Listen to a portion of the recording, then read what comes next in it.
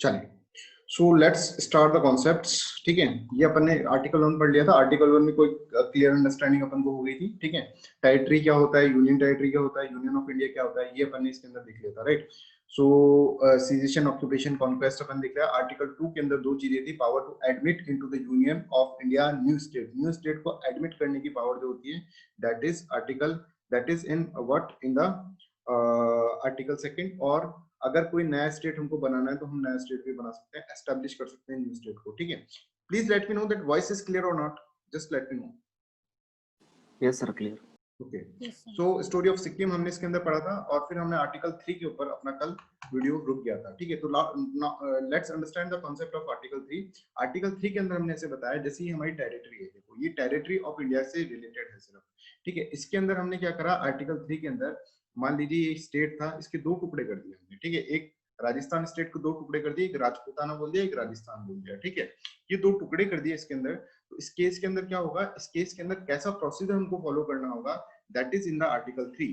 कि मतलब जब भी सेंटर, जब भी पार्लियामेंट, इसके अंदर क्या है, पार्लियामेंट को ऑथोराइज करा है, नॉट द स्टेट लेजिस्लेचर। जब भी पार्लियामेंट को ऑथोराइज करा है तो उसको क्या प्रोसीजर फॉलो करना पड़ेगा, किसके लिए, for to form a new state by the separation of territory from any state. किसी भी स्टेट से जब सेपरेट करोगे टेरिटरी को और नया स्टेट बनाओगे तो उसके लिए क्या करना पड़ेगा, या दो स्टेट्स को मिला दोगे तो उसके लिए क्या करना पड़ेगा, या फिर और the parts of the states और by uniting any union territory to any part of any state. ठीक है, कोई भी यूनियन टेरिटरी को मिला दोगे तो क्या करना पड़ेगा, ये सब चीजें क्या करना पड़ेगा इसके अंदर, ये हम इसके अंदर देखेंगे आर्टिकल 3 के अंदर। ठीक है, तो आर्टिकल 3 के अंदर अगर आप इंक्रीज करना चाहते हैं किसी स्टेट का एरिया को, ठीक है, जैसे मान लीजिए कि राजस्थान गुजरात का कुछ एरिया ले लेता है, ठीक है, तो उसके लिए भी article 3 will be applied, right. Diminish the area of the state, किसी स्टेट का एरिया कम करना, किसी का बढ़ाओगे तो किसी का कम तो हो गई। Alter the boundary of any states and alter the name of any state. इन सब के लिए आपको क्या करना है, आर्टिकल 3 अप्लाई करना है।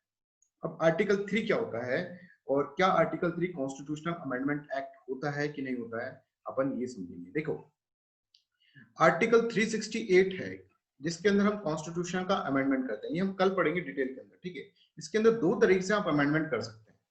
एक तो सिंपल मेजोरिटी से, simple majority present and voting से आप अमेंडमेंट कर सकते हैं। जैसे मान लीजिए आर्टिकल 3 के अंदर कुछ करना है तो हम क्या करेंगे, सिंपल मेजोरिटी से हम करेंगे आर्टिकल 368 के अंदर। एक के लिए क्या होता है, एक के लिए मेजोरिटी चाहिए होती है। मेजोरिटी जैसे 2/3 मेजोरिटी चाहिए होगी, प्लस 50% स्टेट का कंसेंट चाहिए होगा। ये हम डिटेल में पढ़ने वाले हैं, बस जस्ट इसको समझाने के लिए आपको समझाना पड़ेगा, ये रिक्वायरमेंट है तो ये आपको करना पड़ेगा। तो इसके अंदर इस चीज को बोलते हैं हम अमेंडमेंट बाय आर्टिकल 368। इसका नाम ये है, अमेंडमेंट बाय आर्टिकल 368। दोनों के अंदर 368 में दोनों प्रोविजन है, बस इसको हम अमेंडमेंट नहीं मानते।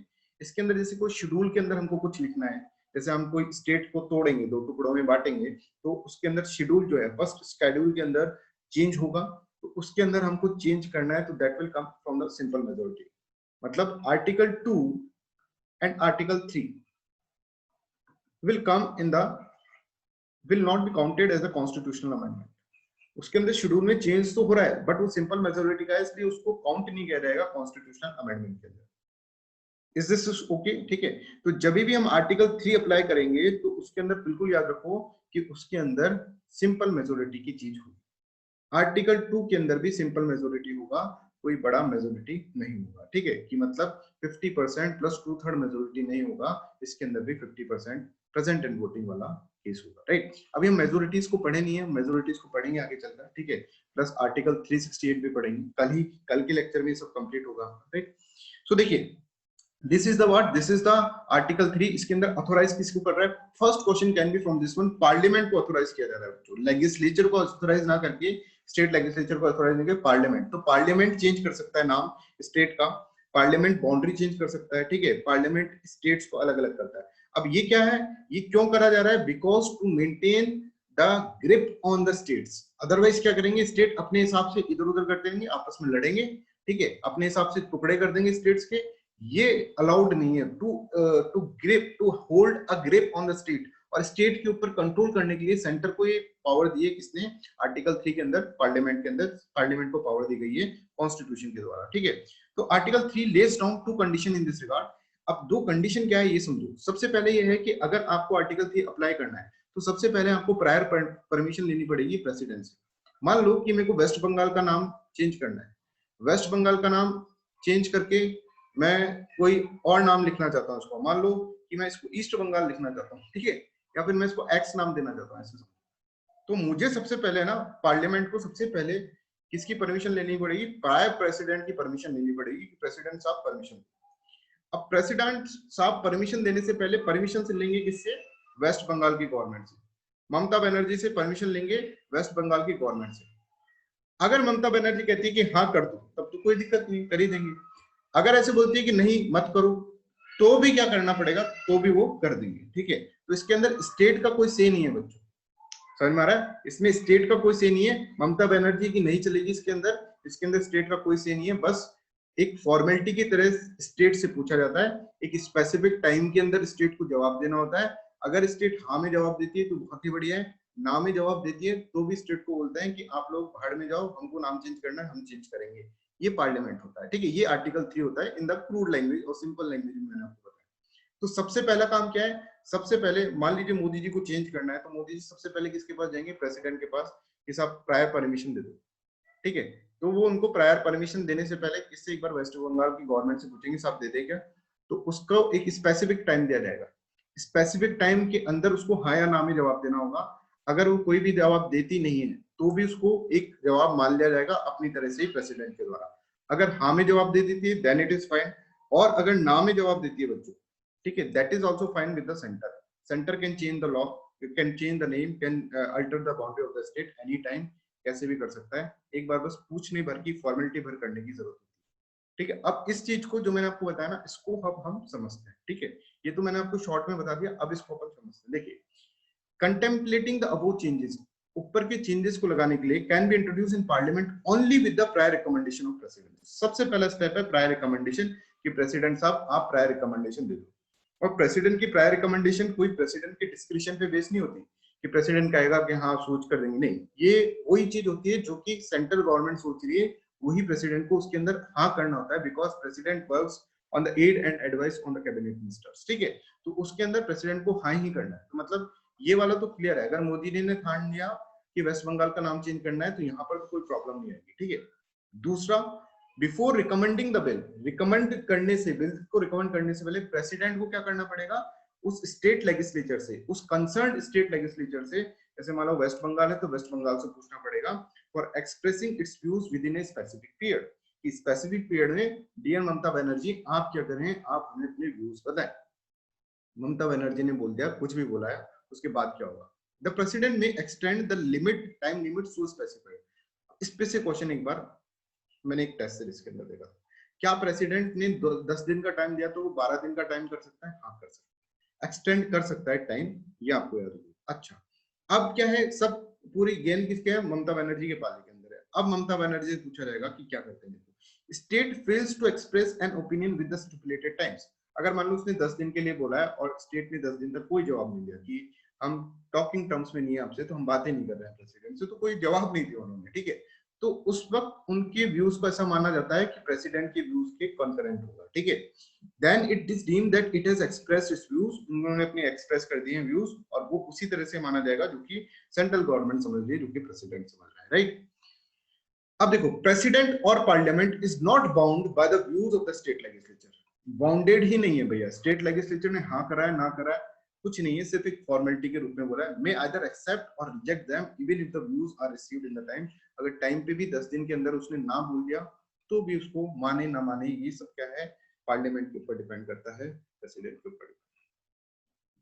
तो ये समझो कि अगर हमको स्टेट के साथ कोई भी खिलवाड़ करना है, ठीक है, उसका नाम बदलना है, उसको क्या करना है, उसको दो स्टेट को मर्ज करना है, एक स्टेट को हटा के दूसरा स्टेट डालना है, ठीक है, इस तरह का कुछ भी करना है, तो कंप्लीटली पावर जो होगी वो पार्लियामेंट के पास है। और पार्लियामेंट में भी ऐसे हार्ड एंड फास्ट रूल नहीं है कि बहुत ही बड़ी मेजोरिटी चाहिए, सिर्फ और सिर्फ 50% प्रेजेंट एंड वोटिंग चाहिए, ठीक है। 50% जो उस वक्त प्रेजेंट है उसको, उसके 50%, मान लो उस वक्त है जैसे मान लो कि उस वक्त 70 लोग, तो सिर्फ 35 लोग बोल दें कि हाँ, तो फिर वो पास हो जाएगा। इतना सिंपल है, किसी का नाम चेंज करना, किसी भी स्टेट को मर्ज करना, किसी भी स्टेट को अलग अलग करना, ये सब इतना simple. Is this clear to everyone? Any doubt in this one? अच्छा सर हाँ हाँ सर, ये जो आपने बोला कि प्रेसिडेंट कोई टाइम प्रेस्क्राइब कर सकता है, मतलब अगर वो कुछ वो टाइम प्रेस्क्राइब ना करे तो क्या एक दिन में ये सब काम हो जाएगा? एक दिन मतलब प्रिस्क्राइब तो करना पड़ेगा उसको, टाइम स्पेसिफिक प्रिस्क्राइब करना पड़ेगा, कॉन्स्टिट्यूशन में लिखा हुआ 10 दिन का बोलेगा, एक दिन का बोलेगा, 2 दिन का बोलेगा, उसके ऊपर पूरा डिपेंडेंट है। वो एक दिन से लेकर 10 दिन तक का, 20 दिन का, 50 दिन का, 2 महीने का, ऐसे दे सकता है। मतलब सर कॉन्स्टिट्यूशन में लिखा है कि कुछ दिन वो देगा, मतलब प्रेस्क्राइब स्पेसिफाइड, करेगा कुछ। हाँ बिल्कुल लिखा हुआ है, पर स्पेसिफाइड टाइम की लिमिट भी बढ़ा सकता है। 10 दिन सर दिया तो ऐसा 12 दिन भी कर सकता है। अभी मतलब ऐसा कोई मिनिमम टाइम पीरियड नहीं लिखा कुछ है? नहीं, मिनिमम टाइम पीरियड कुछ नहीं है, ठीक है सर। स्पेसिफिक टाइम है, वो प्रेसिडेंट की उसके ऊपर रहेगा, मतलब जो भी कैबिनेट होगा उसके ऊपर रहेगा। ठीक है sir. Vijayakanth want to say something, Vijayakanth. Sir मेरा ये क्वेश्चन था कि क्या प्रेसिडेंट का मैंडेटरी है कि वो स्टेट से पूछे कि मैं ऐसे चेंजेस कर रहा हूँ, हाँ कि वो विदाउट पूछे भी कर सकते हैं विदाउट पूछे स्टेट नहीं से? कर सकता, एक बार पूछना पड़ेगा उसको, that is the second step. क्योंकि सर शायद लक्ष्मीकांत में मैंडेटरी का नहीं लिखा है शायद, मतलब मुझे जितना याद आ रहा है। मैंडेटरी है, that is written in the constitution, don't worry about that, is mandatory. Okay second step is this one, ठीक है। स्टेट का मानना नहीं मानना उसकी बात, दैट इज नॉट मैंडेटरी, वो लिखा होगा विजयकांत, ओके सर। ठीक है। Yogesh want to say something, Yogesh जल्दी बोलिए योगेश। सर जैसे 10 दिन का टाइम मिला हुआ है तो वो 10 दिन उनको वेट करना ही पड़ेगा सेंटर को। नहीं उससे पहले भी वो दे सकते हैं, हाँ उससे 10 अच्छा, दिन, 10 दिन तो वेट करना पड़ेगा क्योंकि स्पेसिफिक टाइम है। अगर अगर मन चेंज हो गया कि नहीं 10 दिन से पहले ही चेंज ही कर देते हैं तो नहीं नहीं ऐसे मन नहीं मतलब वो होता। कर सकते हैं। नहीं, नहीं, नहीं, ठीक है sir. it works according to constitution. Yes. And Praneeth want to say something? Praneeth, please. Sir ये सिंपल मेजोरिटी 50% रहती है या 50% plus 1? 50% plus 1, obviously. Obviously 50% plus 1. हाँ, Praneeth. सर बिलास। हाँ बिलाल प्लीज। हाँ सर, ये जो मतलब स्टेट को पूछ रहे हैं या फिर वो स्टेट का जो डिसीजन है उसको वो लोग मतलब वो तो सेंटर का व्हिम्स एंड फैंसी हो गया, वो उसको माने ना माने, तो ये स्टेट का इमोशन के साथ मतलब centre is not playing with the emotions of state. No centre is not playing, actually constitution में लिखा हुआ है और उसको सोच समझ कर लिखा हुआ है, नहीं तो स्टेट क्या करेंगे, state will play the emotion of centre, तो इट इज बेटर कि centre should have a grip on the state. देखो फेडरलिज्म, हमारा जो फेडरलिज्म है ना, वो फेडरेशन ऑफ स्टेट नहीं है, वो यूनियन ऑफ स्टेट है, समझ रहे हैं, यूनियन ऑफ इंडिया है, आई एम सॉरी, फेडरेशन नहीं है, यूनियन ऑफ इंडिया है, ठीक है। तो उसके अंदर क्या है, उसके अंदर centre is more powerful, in our constitution centre is more powerful. तो हमारे फाउंडिंग फादर में सेंटर ने सेंटर को मोर पावरफुल बनाया, जिससे कि नहीं तो हर कोई स्टेट अपने हिसाब से वोट बैंक पॉलिटिक्स के हिसाब से, अभी तक तुम्हारी यूनिटी और इंटेग्रिटी बची नहीं होती अगर ये आर्टिकल 3 नहीं होता। आर्टिकल 3 में अगर स्टेट लेजिस्लेचर का अलाउ कर देते ना, तो अभी तक कहीं नागालैंड के 50 टुकड़े हो जाते हैं, ठीक है, वेस्ट बंगाल के हो जाते टुकड़े, और इसका तो पक्का पक्का हो जाता है, ये अपना यूपी है उसके तो 4 टुकड़े पक्का थे, एक में मुलायम सिंह यादव या राज करते, एक में मायावती, एक में अपने योगी जी, और एक में कोई और, ठीक है, इंडिपेंडेंस, ठीक है, इस तरह से हो जाता है। ये पॉलिटिकल बेसिस पे बहुत ज्यादा है, क्योंकि उसमें देखो 4 जने एक साथ तो नहीं बन सकते सीएम, सबको सीएम बनना है तो 4 टुकड़े करने की बात करी थी मायावती ने उस टाइम, और उनका यही लॉजिक था। तो to maintain the integrity of the country, this is to be done, right. तो it is not the playing the emotions, ठीक है, it is very much required in the constitution. Okay sir, clear sir. And that is the reason we called it as a quasi-federal, not the complete federal. Bilas. ठीक है, क्योंकि centre is more powerful in our constitution, हमारे constitution के अंदर कभी ये लोग बचे रहे, नहीं तो अभी तक अलग अलग हो जाते हैं, ठीक है। तो हमारी यूनिटी और इंटेग्रिटी को मेंटेन करने के लिए, बिकॉज यहाँ पर क्या है, अगर मान लो उत्तर प्रदेश चाहेगा किसी और स्टेट का लेना, तो वो स्टेट और ये दोनों आपस में लड़ेंगे, तो लड़ने से अच्छा है centre should have the grip over that, ठीक है। ओके, कालिन वांट टू से समथिंग, कालिन जल्दी जल्दी सर वो क्लियर हो गया डाउट। क्लियर हो गया, चलिए। तो अब देखिए, I want to change the name of state, कौन बोल रहे हैं, मोदी जी बोल रहे हैं। तो इसके लिए मोदी जी को क्या करना पड़ेगा, मोदी जी को बोलेंगे, प्रेसिडेंट बोलेंगे वेट ठहरो, मेरी प्रायर रिकमेंडेशन ले लो पहले, ठीक है, you need my prior recommendation. तो मोदी जी बोलेंगे ओके देन प्लीज गिव, तो दे दो प्रायर रिकमेंडेशन। तो अब ये क्या बोलेंगे, नहीं अभी वेट करो, मेरे को है ना किसी से पूछना है, किससे पूछना है, मेरे को स्टेट लेजिस्लेचर कंसर्न से पूछना है। तो मोदी जी ने कहा ठीक है जल्दी पूछो, मेरे को जल्दी से करना चाहिए ना, ठीक है। तो ममता बनर्जी आ गई, उन्होंने बोला I don't want to change my state's name, मेरा वेस्ट बंगाल जो है वो ही रहेगा, ठीक है। तो उसने बोला डजंट मैटर, ठीक है, doesn't matter dear Mamata Banerjee, doesn't matter, हमारे कॉन्स्टिट्यूशन में लिखा है we can change, right. So that's how you have to understand the concept and that's how you have to understand that article 3 के अंदर क्या स्टेप्स पर है। तो पहला स्टेप है prior recommendation of the president, second step is कि president will take the recommendations और will take the recommendation from the state legislature, and third step is this one कि अगर वो देते हैं तो दैट इज फाइन, नहीं देते हैं तो that is also very very fine, ठीक है। And then they will change the name through the simple majority, okay. Priyanka Mishra, yes Priyanka please. Yes sir. Sir West Bengal में एक बार ऐसी न्यूज आई थी कि ममता बनर्जी ने पश्चिम बंगाल, इसको बंगाली में बोलते हैं पश्चिम बंगाल, उसको पश्चिम बंगो किया था, तो वो क्या नेम चेंज हुआ?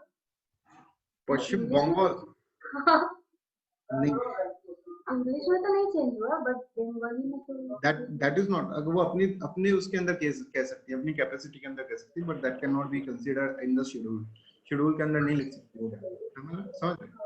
तो उनका मर्जी है, वो तो वेस्ट बंगाल को बंगाल बोल दे तो दैट इज। सर बांग्ला नाम चेंज करना था ना उनको, ओके ऐसे कुछ पढ़ा था मैंने। हाँ, तो बट वो पहले सेंटर परमिशन देगा तभी करेंगे, करा तो नहीं, वेस्ट बंगाल तो हाँ, बांग्ला तो नहीं हुआ। हाँ बट शी प्रपोजेस ना नेम के उनको पश्चिम बंगाल का बांग्ला करना। Even ममता बनर्जी, वो मायावती हैज प्रपोज्ड दैट कि 4 पार्ट्स में डिवाइड कर दो, पर प्रपोज करना और करना में डिफरेंस होता है ना सीमा। सर जो ममता बनर्जी ने बांग्ला के लिए प्रपोज की थी, उसका रीजन ये था कि सर जब उनका जो एमपी ओथ लेते हैं तो सर वो मतलब लेटर के हिसाब से लेते हैं, जैसे डब्ल्यू हो गया वेस्ट बंगाल, तो उनका नंबर बाद में आता है, तो इसीलिए बोले कि अगर बंगाल हो जाएगा तो हमारा एमपी पहले ओथ ले लेंगे, that was the reason. Whatever the reason, but she can not, है ना, ये अपन को समझ, according to article 3 she can not, she has to take the permission from the parliament first of all, then only that can happen. समझ में आ रहा है? तो अभी अगर ऐसा होता कि स्टेट लेजिस्लेचर कर सकते हैं तो मल्टीपल टाइम्स पता नहीं कितना नाम बदल जाता है स्टेट्स का ऑन द बेस्ट, जैसे वोट बैंक पॉलिटिक्स होती तो नाम बदलते रहते थे, ठीक है। तो अपनी कैपेसिटी में तो करते ही हैं, जैसे योगी जी कर ही रहे हैं, नाम बदल ही रहे हैं, ठीक है। तो you know that Allahabad is now the Prayagraj, ठीक है।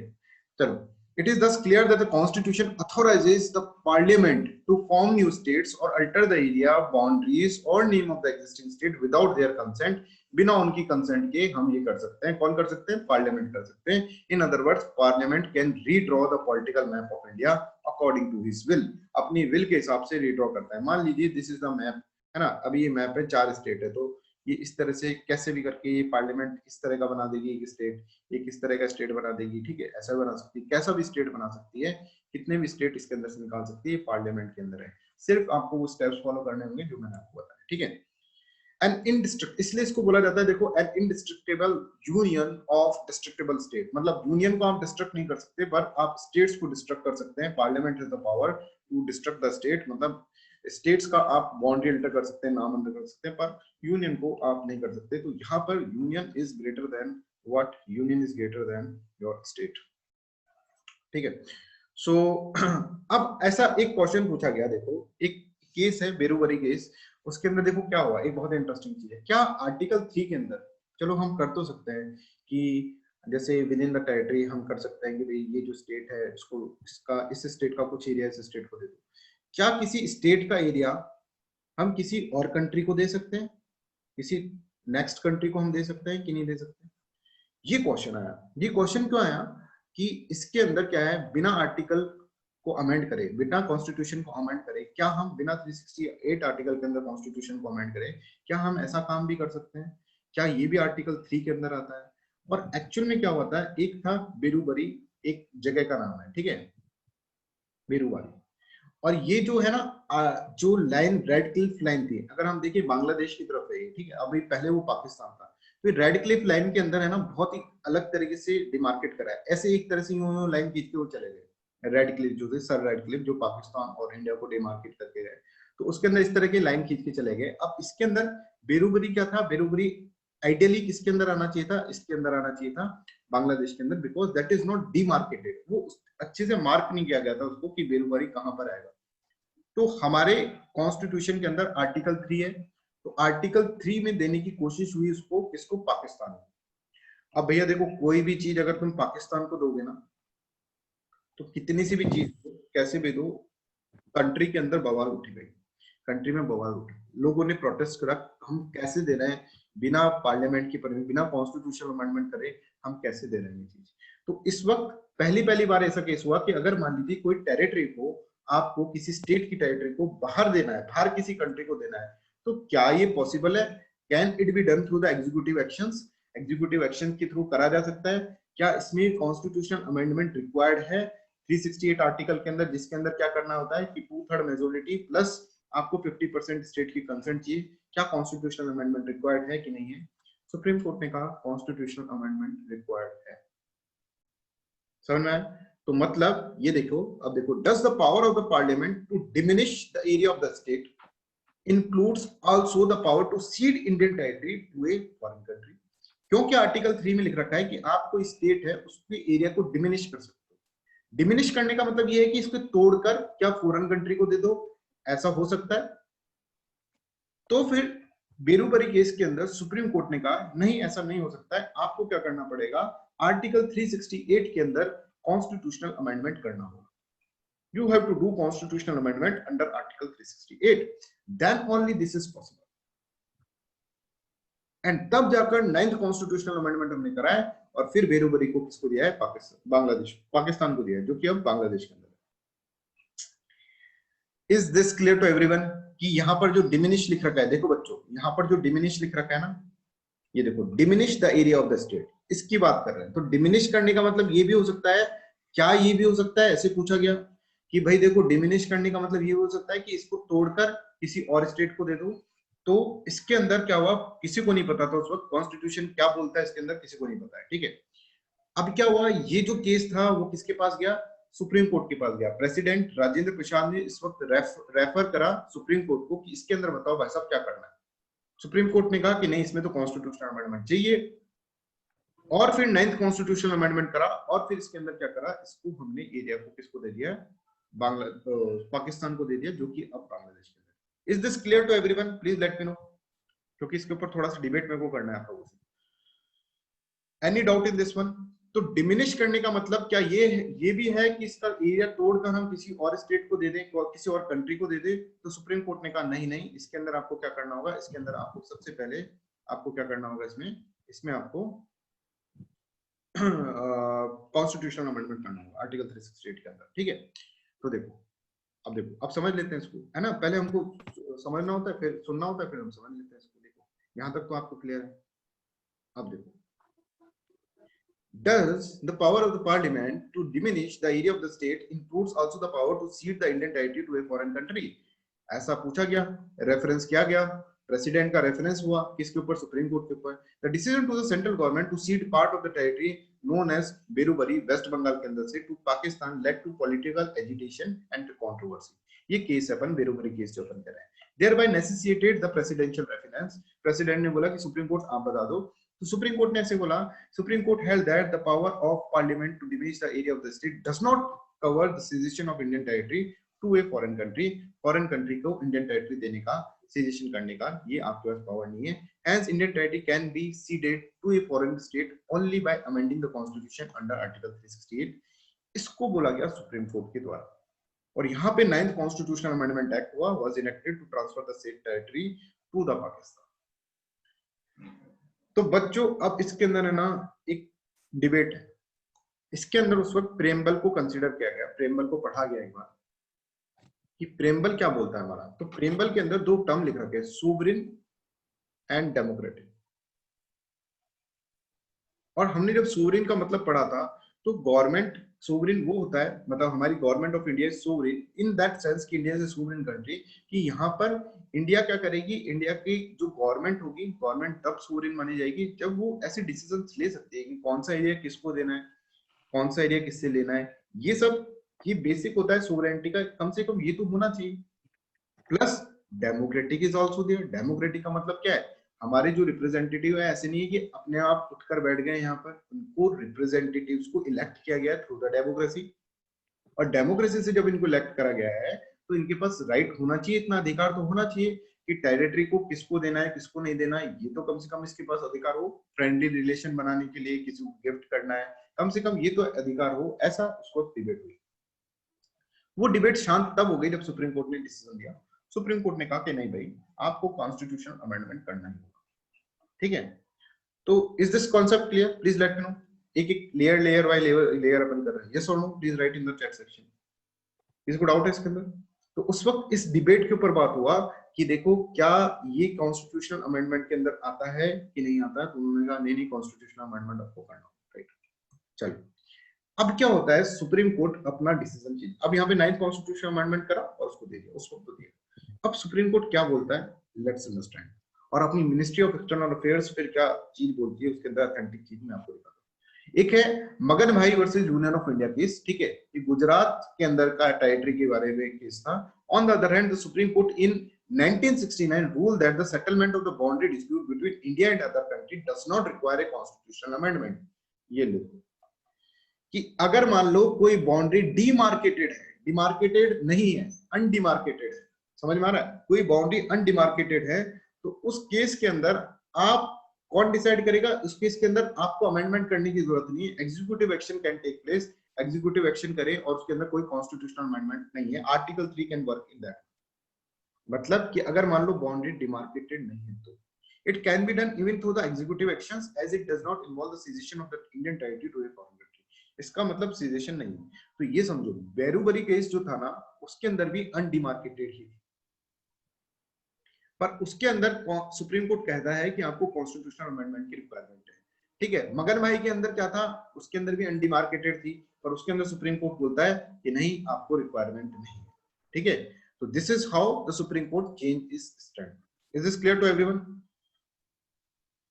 तो देखो, अब जो recent ministry of external affair, अब आप ये बताएं मेरे को कि अभी 100th कॉन्स्टिट्यूशनल अमेंडमेंट क्या है? Anybody in the class please tell me. 100th constitutional amendment वो हुआ है, वो किस किस के बीच में और क्या है वो, जल्दी से बताएं। वो एक्चुअली सर बांग्लादेश और इंडिया के बीच में हुआ था। इंडिया एंड बांग्लादेश के बीच में हुआ है। और वो बाउंड्री जो थी वो भी अनडिमार्केटेड बाउंड्री, क्योंकि उसके अंदर क्या है, कुछ एनक्लेव्स जो हैं वो इंडिया के अंदर है, बांग्लादेश के अंदर क्या है, बांग्लादेश के अंदर कुछ एनक्लेव्स है, समझ में आ रहा है? तो इस केस में हमने 100th कॉन्स्टिट्यूशनल अमेंडमेंट क्यों कर दिया भाई? इसमें कॉन्स्टिट्यूशनल अमेंडमेंट करने की क्या जरूरत है ना? तो ये टेक्निकलिटीज को समझो। देखो, ये है मिनिस्ट्री ऑफ एक्सटर्नल अफेयर का डॉक्यूमेंट, इसके अंदर लिखा है, देखो, no constitutional amendment is required for the resolution of undemarcated segment of the land boundary by the agreement at this in within the competence of the executive wing of the government। 1969 मगन भाई versus union of India case, ठीक है। However, अब यहां से कहानी start हुई। The issue of exchange of enclaves, जब भी enclaves का होगा ना इशू, या फिर रीड्राइंग ऑफ द बाउंड्रीज होगा, तो उसके लिए अपन को आर्टिकल 368 चाहिए होगा। इसके लिए हमको आर्टिकल 368 चाहिए होगा। That is very much required. This article 368 is required, right. तो यहां पर आपको क्या होगा, आर्टिकल 368 की रिक्वायरमेंट होगी। तो कॉन्स्टिट्यूशनल अमेंडमेंट क्यों किया गया, ये समझ में आ गया कि अगर एनक्लेव्स वाला है या फिर रीड्राइंग ऑफ द बाउंड्री ही पूरी रीड्रॉ कर रहे हैं, तो इन that case that will be done, ठीक है, कॉन्स्टिट्यूशनल अमेंडमेंट से होगा। पर अगर मान लो दो कंट्रीज के बीच में अनडिमार्केटेड बाउंड्रीज है, ठीक है, जिसको डिमार्केट नहीं करी गई, तो that should be considered by what, that should be, और disputed area, that should be, in that case constitutional amendment is not required. बच्चों ये है ना, बहुत टेक्निकल चीज है और उसमें फंसाने की कोशिश कर सकता है आपको यूपीएससी। तो अभी हमने क्या बोला है, लेट्स अंडरस्टैंड द थिंग, ठीक है। देखो, आर्टिकल 3 है, आर्टिकल 3 कह रहा है कि भाई स्टेट का कोई भी एरिया तुम लेना चाहते हो ले सकते हो, अल्टर करना चाहते हो नेम कर सकते हो, दो स्टेट को मिलाना चाहते हो कर सकते हो, with the help of what, इसके लिए तुमको कोई कॉन्स्टिट्यूशनल अमेंडमेंट नहीं चाहिए होगा, आपको सिर्फ सिंपल मेजोरिटी से पास कराना पड़ेगा, ठीक है। नहीं तो आपको क्या करना पड़ेगा, 2/3 मेजोरिटी से पास कराना पड़ेगा, 2/3 ऑफ प्रेजेंट इन वोटिंग, ठीक है, या फिर 2/3 ऑफ टोटल स्ट्रेंथ, इस तरह का कुछ पास कराना पड़ेगा, 2/3 ऑफ प्रेजेंट इन वोटिंग, ऐसा बोला गया। ये आर्टिकल 368 के अंदर, ये हम कल पढ़ेंगे इसके अंदर एग्जैक्टली क्या है, सिंपल मेजोरिटी, ये कॉम्प्लेक्स मेजोरिटी क्या होती है, सब चीजें पढ़ेंगे। तो ये हमने कहा कि भाई इसके अंदर सिर्फ और सिर्फ सिंपल मेजोरिटी, तो अब ये क्वेश्चन उठा, ठीक है भाई अपनी टेरिटरी में ठीक है, मान लो तुमने ये टेरिटरी तोड़कर पाकिस्तान को दे दी, तो क्या ये भी सिंपल मेजोरिटी से कर सकते हो? तो सुप्रीम कोर्ट ने पहले तो मना कर दिया। दूसरे केस के अंदर सुप्रीम कोर्ट ने बोला, फर्स्ट बेरोबरी केस के अंदर मना कर दिया, सेकंड केस के अंदर बोला अगर अनडिमार्केटेड है ना तो तुम कर सकते हो, ठीक है। फिर क्या हुआ, फिर अनडिमार्केटेड है तो तुम कर सकते हो, पर एनक्लेव के केस के अंदर नहीं कर सकते। तो अभी जो हमारा थर्ड हुआ है 100 कॉन्स्टिट्यूशनल अमेंडमेंट, वो इसलिए हुआ है क्योंकि एनक्लेव का इशू है। अगर अनडिमार्केटेड बाउंड्री थी तो उसको वैसे भी कर सकते थे ट्रांसफर, बट क्योंकि एनक्लेव का इशू था इसलिए 100 कॉन्स्टिट्यूशनल अमेंडमेंट किया गया। Is this clear to everyone? Please let me know, ठीक है। ये बहुत इंपॉर्टेंट है बिकॉज इसके अंदर क्या होता है, इसके अंदर प्रॉब्लम आती है। क्यों आती है? क्योंकि इसमें क्लैरिटी नहीं। Kalin want to say something, Kalin please. But sir in Berubari case sir उसमें रेड क्लिफ लाइन तो डिमार्केट तो कर ही रखा था ना उस एरिया को। बेरोबरी जो एरिया है ना वो डिमार्केट नहीं कर रहा था, समझ में आ रहा है? वो वाला एरिया डिमार्केट, उसमें बहुत ही अजीब सी बनाई थी सर रेड क्लिफ ने, ठीक है। तो उसके अंदर वो एरिया डिमार्केटेड नहीं था, तो हम कह रहे थे कि भाई ये एरिया अकॉर्डिंग टू, जैसे यहाँ तक है फिर यहाँ पर कुछ नहीं है, लाइन ही नहीं खींची है, तो ये वाला एरिया इसके अंदर आ रहा है, इस तरह से आ रहा है, तो हमने कहा कि भाई ये वाला एरिया हम इसको ही दे देते हैं, फिर आगे लाइन इस तरह से खींच देंगे। समझ में आ रहा है? Okay sir. एरर थी उसके अंदर डिमार्केशन के अंदर। Khalid, please let me know that this is clear or not. Yes sir.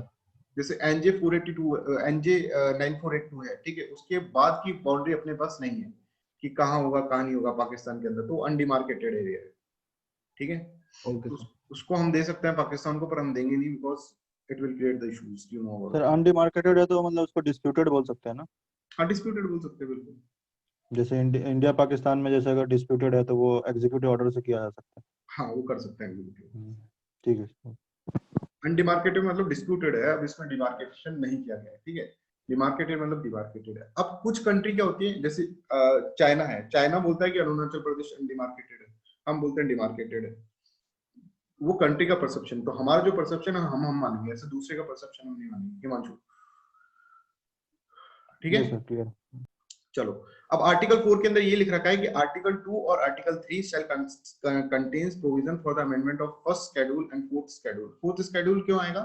Fourth schedule के अंदर क्या है, राज्यसभा के अंदर मेंबर्स कितने आएंगे, तो कितने सीट्स दिए जाएंगे उसको। मान लीजिए कोई स्टेट है ना, इसको दो पार्ट्स में डिवाइड करा है, ये स्टेट 1 हो गया, स्टेट 2 हो गया। अब इस स्टेट को कितने दिए जाएंगे, कितने एमपीज राज्यसभा की मेंबरशिप के नॉमिनेशन के लिए कितने एमपीज दिए जाएंगे, ये सब चीजें क्या होगा, ये डिसाइड करेगा पार्लियामेंट, ठीक है।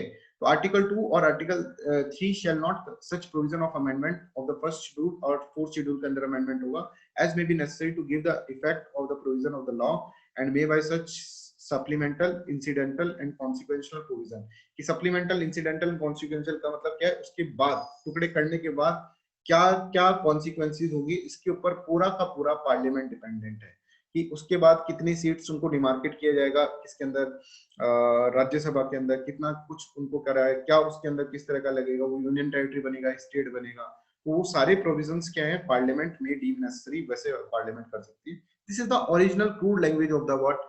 मैंने सारे आर्टिकल्स में आपको क्रूड लैंग्वेज ही पढ़ाई कॉन्स्टिट्यूशन के बेयर एक्ट की, because that is important, ठीक है। No such law as aforesaid shall be deemed to be an amendment, उसको अमेंडमेंट नहीं माना जाएगा। आर्टिकल 2 और आर्टिकल 3 के अंदर जो भी करेंगे उसको अमेंडमेंट नहीं माना जाएगा। तो मैंने आपको बताया ये आर्टिकल 4 के अंदर मेंशन है, अच्छे से ये मेंशन है, राइट। तो I hope this is clear, ठीक है, राइट सर वहाँ पे जो 100 कॉन्स्टिट्यूशन अमेंडमेंट हुआ और हमने जो दिया बांग्लादेश को, तो वो जो फिर से रीड्रॉ हुआ तो वो आर्टिकल 3 के अंडर हुआ ना? नहीं हुआ, क्योंकि उसमें एनक्लेव्स का इशू था। एनक्लेव्स का इशू देखो, यहाँ पे एनक्लेव्स पूरा लिख रखा है अच्छे से कि एनक्लेव्स के अंदर होगा ना, देखो इसके अंदर कि however the issue of exchange of enclaves and redrawing of the boundaries to maintain the status quo in the area of adverse possessions involve the transfer of territory from one state to another and therefore requires a constitutional amendment, ठीक है। Enclaves का issue है ना, इसलिए हुआ था वो, समझ रहे हो? ये क्या नाम है इसका, अविनाश, यस सर, ठीक है। और अगर यूनियन टेरिटरी होगी तो यूनियन टेरिटरी में कोई रेफरेंस नहीं करना होगा स्टेट की तरह, स्टेट से पूछने की जरूरत नहीं है यूनियन टेरिटरी के अंदर। यूनियन टेरिटरी तो भाई सेंटर का ही है, ठीक है। तो ये देखो यूनियन टेरिटरी के अंदर स्टेट से पूछने का जरूरत नहीं होता, ये भी आपको याद रखना है, ठीक है। स्टेट के अंदर तो पूछना है, यूनियन टेरिटरी में नहीं पूछना है, आपको डायरेक्ट कर सकते हैं चीज, ठीक है। तो article 4 requires for the constitutional changes in the first schedule and the fourth schedule. देखो ऑब्वियसली जब स्टेट अगर बनेगा तो उसके बाद कॉन्सिक्वेशनल चेंज, उसकी कॉन्सिक्वेंसेस के कारण फर्स्ट शेड्यूल के अंदर और फोर्थ शेड्यूल के अंदर चेंज होगा ना बच्चों।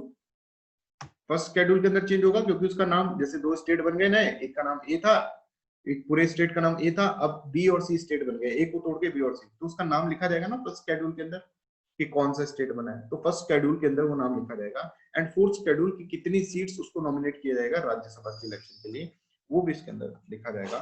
तो इसके it will also say that no law altering existing state और creating a new states will be considered as constitutional amendment. तो कॉन्सिक्वेंशियल इफेक्ट ये होता है कि आपने तोड़ा ना, उस वक्त क्या कॉन्सिक्वेंसेज होंगी, उसके बाद क्या क्या चेंजेस होंगे, ये सब पार्लियामेंट के ऊपर डिसाइडेड है, और इसके अंदर पार्लियामेंट को कॉन्स्टिट्यूशनल अमेंडमेंट की जरूरत नहीं है। दैट इज द थिंग, ठीक है, that you have to understand article 4, right. फिर है सिटीजनशिप। अब मोस्ट इंपॉर्टेंट जो आर्टिकल्स हैं सिटीजनशिप के हैं अंदर है, आई बेट यू कि आपको इसके अंदर बहुत सारे कॉन्सेप्ट क्लियर होंगे जो आपको नहीं पता है, right. Just give me a second, citizenship अपन पढ़ते हैं, एक मैसेज कर दूं फिलॉसफी के।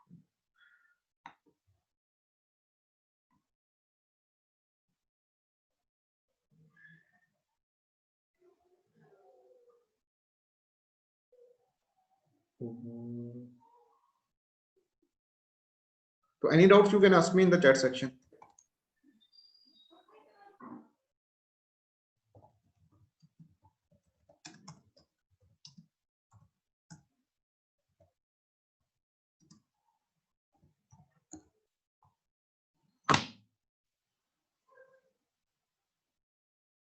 Any doubts, please ask me in the chat section.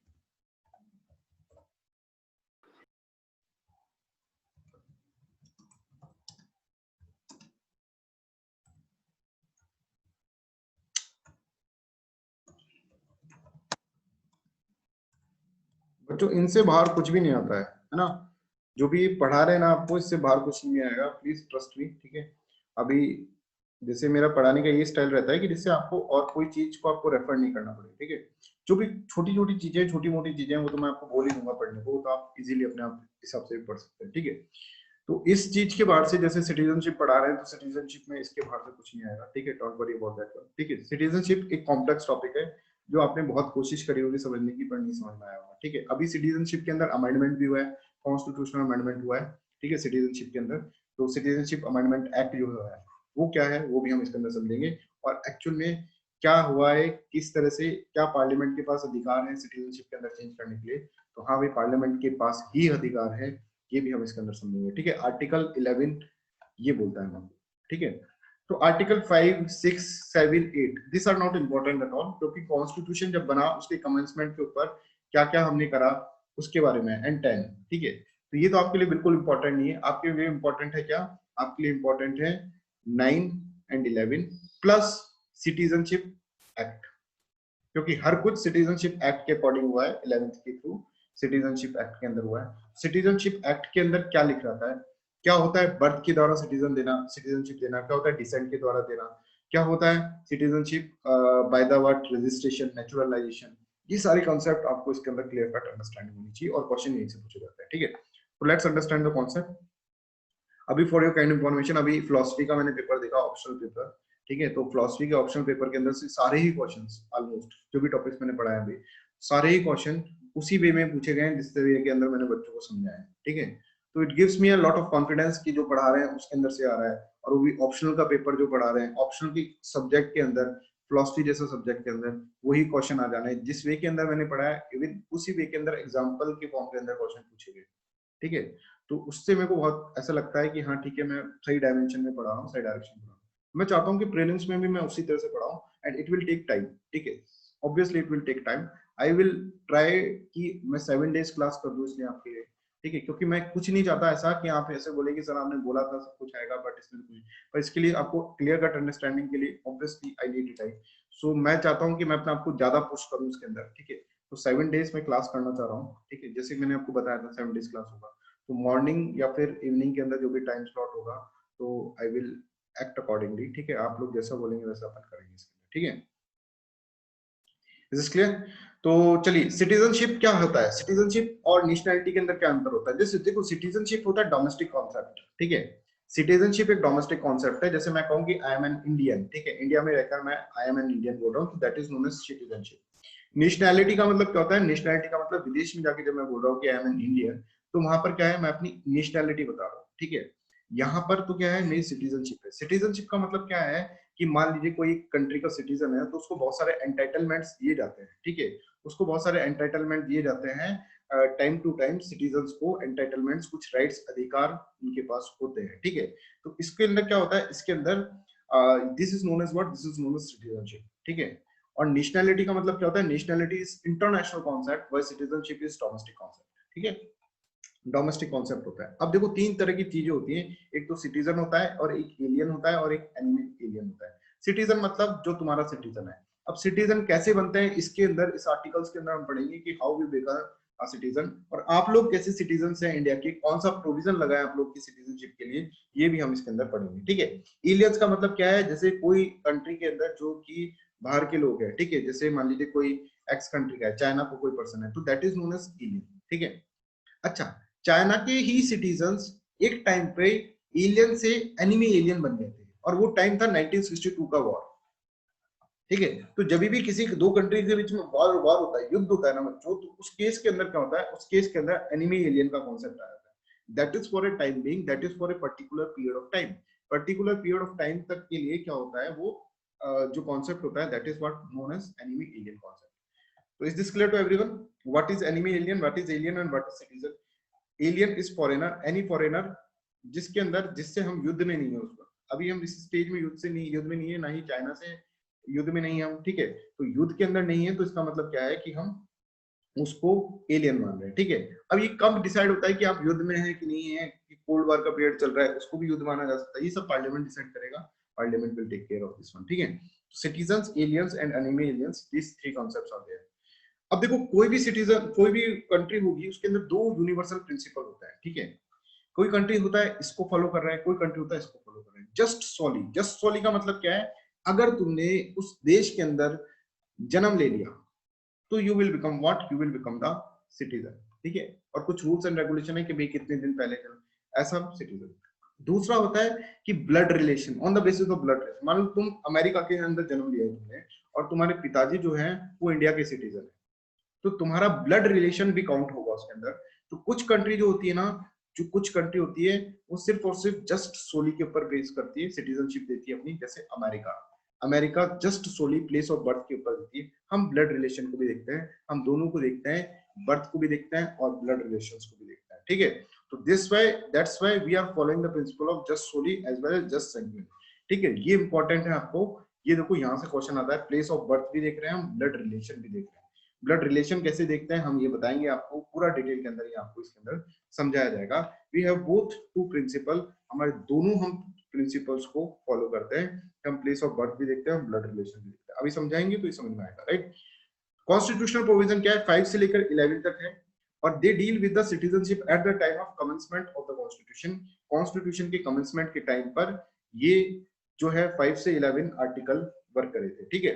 तो अब इसके अंदर हमको क्या करना है? इसके अंदर हमको 9 और 11 article is important, apart from that your citizenship act, क्योंकि सिटीजनशिप एक्ट के अंदर एक्चुअल में दे रखा है कि आपको किस तरह से सिटीजनशिप मिलेगी, ठीक है। That is important. तो first of all understand article 9। Article 9 ऐसे कहता है कि कोई भी सिटीजन है, जैसे मैं हूं, मान लो मैं इंडियन सिटीजन हूं, मैंने क्या करा, चुपके से गया मैं और चुपके से अमेरिका की सिटीजनशिप ले ली। चुपके से करा, मैंने किसको बताया नहीं। मैंने कहा मैं तो अमेरिका की सिटीजन ले ली मैंने सिटीजनशिप, ठीक है। अब अमेरिका सिटीजनशिप मिलते ही, ठीक है ना, अमेरिका की सिटीजनशिप मिलते ही मुझे क्या करा जाएगा? वैसे तो मेरे को अमेरिका की सिटीजनशिप मिल ही नहीं सकती। मान लो किसी एक्स कंट्री की सिटीजनशिप ले ली मैंने, ठीक है। एक्स कंट्री की सिटीजनशिप मिलते ही जिस दिन मेरे को मिलेगी, उसी दिन मेरी ऑटोमेटिकली टर्मिनेशन हो जाएगा किसका? मेरी इंडियन सिटीजनशिप। मतलब क्या है इसका? मतलब ये है कि हम अपनी कॉन्सेप्ट, जो सिटीजनशिप का कॉन्सेप्ट है, उसके अंदर हम क्या करते हैं, हम डुअल सिटीजनशिप को नहीं मानते। ऐसा नहीं है कि तुम क्या हो, तुमने दोनों नावों पे पैर रख रखे हैं, ठीक है। तुम इसके भी सिटीजन हो, तुम अमेरिका के भी सिटीजन हो, और तुम इंडिया के भी सिटीजन हो, ऐसा नहीं हो सकता, किसी एक के सिटीजन बन जाओ, बाकी फिर तुम एनआरआई की तरह या फिर NRI is also citizen, sorry, OCI की तरह रहो, पीआईओ की तरह रहो, दोनों एक ही कॉन्सेप्ट है उसे, वो भी हम बताएंगे एनआरआई क्या होता है, ओसीआई क्या होता है, बहुत कुछ समझ में आएगा इसके अंदर जो आपको कभी समझ में नहीं आया था, वो चीज इसके अंदर कॉन्सेप्ट के अंदर क्लियर होगी क्योंकि टॉपिक ही ऐसा है, ठीक है। Is this clear to everyone कि हम डुअल सिटीजनशिप को नहीं मान रहे। आर्टिकल 9 हमको बोल रहा है कि आप या तो इंडिया की सिटीजन बनो या फिर आप किसके सिटीजन बनो, किसी और कंट्री के सिटीजन बनो, डुअल सिटीजनशिप के अंदर आपको नहीं फंसना है, ऐसा बोल रहा है, राइट। हाँ, जैसे हिमांशु बोल रहे हैं कि Akshay Kumar has the citizenship of Canada, ठीक है, तो अक्षय कुमार वोट नहीं कर सकते हैं, Akshay Kumar is not the citizen of India, ठीक है, उन्होंने छुपा के रखा है, काफी टाइम से छुपा के रखा था, बट क्या हुआ, धीरे धीरे सच्चाई समझ में आ जाती है, ठीक है। तो अभी भी मतलब उनकी तरफ से तो कभी नहीं बोला गया कि I am the citizen of Canada, ठीक है, मतलब वैसे नहीं बोला गया है मीडिया के सामने, इस तरह से नहीं बोला गया है, बट ही इज द, ठीक है, इसीलिए उन्होंने वोटिंग भी नहीं करी थी, right. So this is how you have to understand कि डुअल सिटीजन का कॉन्सेप्ट इंडिया के अंदर लागू नहीं होता है बच्चों। Please try to understand, this is the most important concept कि आप एक बार में इंडिया के सिटीजन हो सकते हैं या फिर दूसरी कंट्री के सिटीजन हो सकते हैं, दो जगह एक साथ नहीं हो सकते। बहुत सारी कंट्री डुअल सिटीजनशिप की बात करती है, ओसीआई के अंदर हमने काफी प्रोविजन ऐसे कर रखे हैं कि वो ड्यूअल सिटीजनशिप की तरह लगता है, पर OCI is not the dual citizenship, person of Indian origin is not the dual citizenship, that you have to understand, right. ठीक है, अब अगर हम ड्यूअल सिटीजनशिप को और गहराई के अंदर हम पढ़ें, ठीक है, तो एक तो ड्यूअल सिटीजनशिप का मतलब ये हो गया बच्चों कि आपने क्या करा है, आपने फॉरेन स्टेट की सिटीजनशिप ली तो ऑटोमेटिकली तुम्हारी इंडिया की सिटीजनशिप टर्मिनेट हो जाएगी, ठीक है। दूसरा, डुअल सिटीजनशिप का मतलब ये भी होता है कि मान लो जैसे अमेरिका के अंदर है, अमेरिका के अंदर क्या है कि स्टेट की भी सिटीजनशिप है, ठीक है, जो स्टेट है जैसे फ्लोरिडा स्टेट है तो उसकी अलग से सिटीजनशिप है, और अमेरिका की कोई पर्सन है जो फ्लोरिडा के अंदर रहता है तो उसके अंदर अमेरिका की सिटीजनशिप भी है उसके पास और फ्लोरिडा की सिटीजनशिप भी, मतलब स्टेट की सिटीजनशिप भी दे रखी है। इंडिया के अंदर ऐसा कॉन्सेप्ट नहीं है कि मैं राजस्थान की सिटीजनशिप भी लूं और क्या करूं और इंडिया की सिटीजनशिप लूं, ये वाला डुअल कॉन्सेप्ट भी नहीं है इंडिया के अंदर। Is this okay? तो हम हम ऐसा नहीं कर सकते कि राजस्थान की सिटीजनशिप नाम का कॉन्सेप्ट ही नहीं, तो डुअल सिटीजनशिप आल्सो इंक्लूड कि डोमेस्टिकली भी हम डुअल सिटीजनशिप नहीं ले सकते, ठीक है। तो ये भी क्या है, ये इंडिया ने इस तरह के अंदर आर्टिकल 9 के अंदर ये कॉन्सेप्ट अपने लिखा है, ठीक है। आर्टिकल 11 क्या कहते हैं, देखिए आर्टिकल 11 कहते हैं कि nothing in the foregoing provision of the part shall derogate from the power of the parliament. देखो पार्लियामेंट की पावर जो 5, 6, 7, 8 आर्टिकल है इसको हटाकर इसके अंदर कहीं ऐसा नहीं लिख रखा कि आप पार्लियामेंट चेंज नहीं कर सकते। पार्लियामेंट के पास अल्टीमेट पावर है, और जो ultimate power, parliament can change your citizenship criteria. Citizenship criteria करने के लिए पार्लियामेंट के पास अल्टीमेट पावर है, parliament can do that one.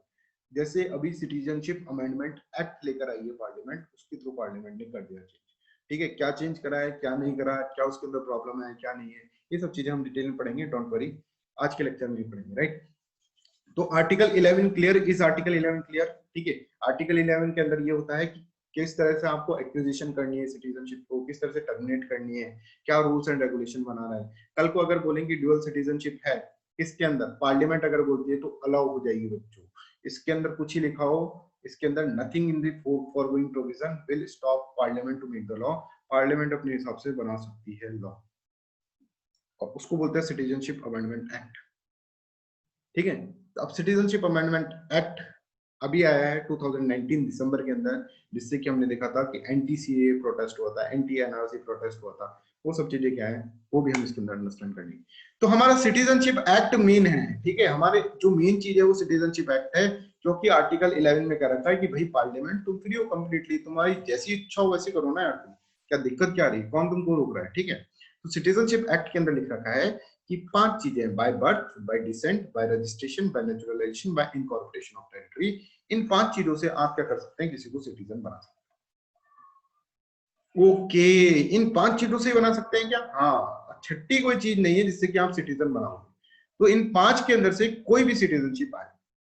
अच्छा, तो मैं पूछूंगा सर मान लो कि मेरी बर्थ बाय बर्थ सिटीजनशिप है, अभी इसको सबको बताएंगे है ना, और मेरे दोस्त की है बाय रजिस्ट्रेशन, तो सर मेरे को बताओ बड़ा कौन हुआ, मैं हुआ कि ये हुआ?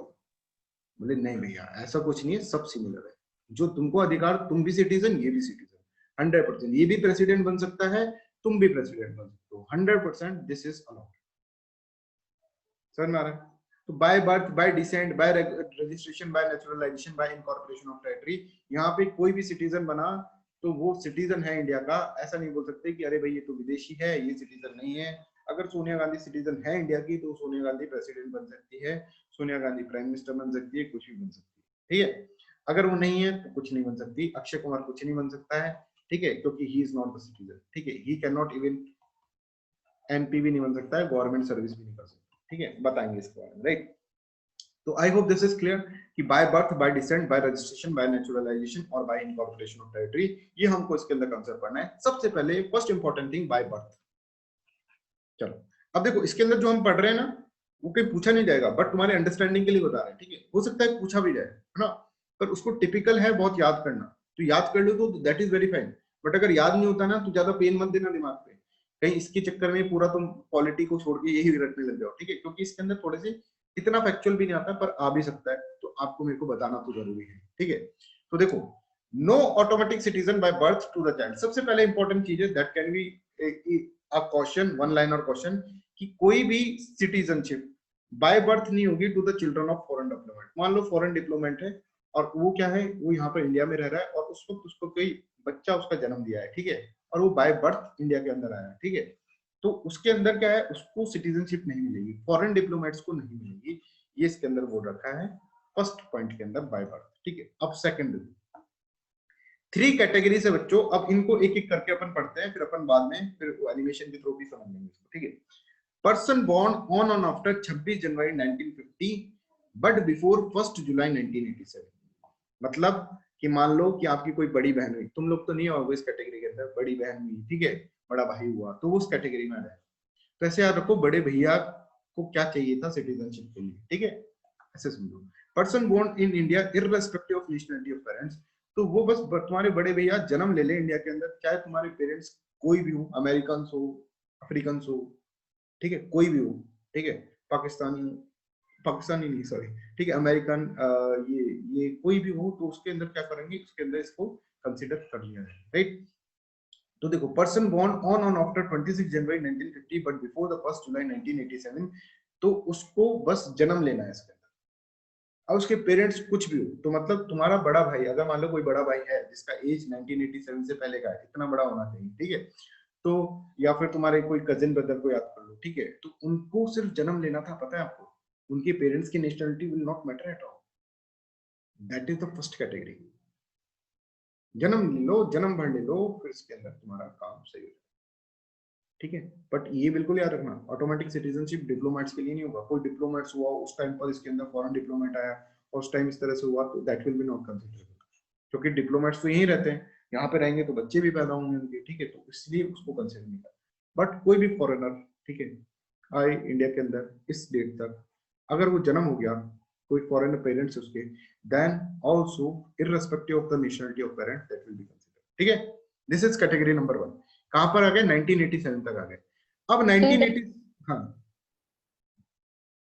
ये कट ऑफ डेट क्यों ये 1 जुलाई 1987 क्यों रखा है, इसका क्या सिग्निफिकेंस है? इसका ये है कि यहाँ पर कॉन्स्टिट्यूशनल अमेंडमेंट हुआ था एक बार, सिटीजनशिप अमेंडमेंट एक्ट के अंदर सिटीजनशिप अमेंडमेंट एक्ट निकल के आया था 1987 के, इसलिए, ठीक है, 2004 में आया था, तो उस वक्त ही करेंगे, उस वक्त की कट ऑफ डेट उसके अंदर स्पेसिफिक।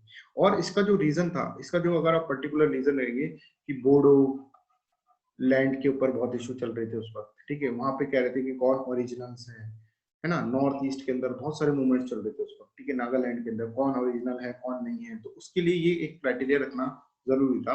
उस तरह से आसू मूवमेंट चल रहा था, आसाम की स्टूडेंट यूनियन का मूवमेंट, तो उस वक्त का एरिया था ये, तो उस वक्त एक डिसाइड करा गया 1987 के अंदर, इस तरह से उसको बोला गया, ठीक है। 26 January 1950 but before the 1 July 1987, इस तरह से इसको बोला। Is this clear Kahkasha? Yes sir. Second date क्या है, 1 जुलाई 1987 बट बिफोर 3 दिसंबर 2004। अगर इसके अंदर जन्म लिया है, ये आदत है, ऑलमोस्ट सारे इसके अंदर आ जाओगे, आप लोग इसके अंदर आ जाओगे, पर आपका जन्म भर लेने से कुछ नहीं होगा बच्चों। Either of your parents has to be Indian citizen, hard हो गया, लेवल हार्ड हो गया, जन्म तो लोगे ही, plus either of your parents has to be Indian citizen, या तो आपकी मदर हो या फिर आप पेरेंट्स हो। तो हम आज इंडियन है ना, तो अपनी वजह से नहीं है, अपनी बदौलत नहीं है, ऐसे समझो कि हमारी सिटीजनशिप इंडियन सिटीजनशिप है, तो हम अपनी बदौलत नहीं है, हम अपने पेरेंट्स की बदौलत Indian citizen.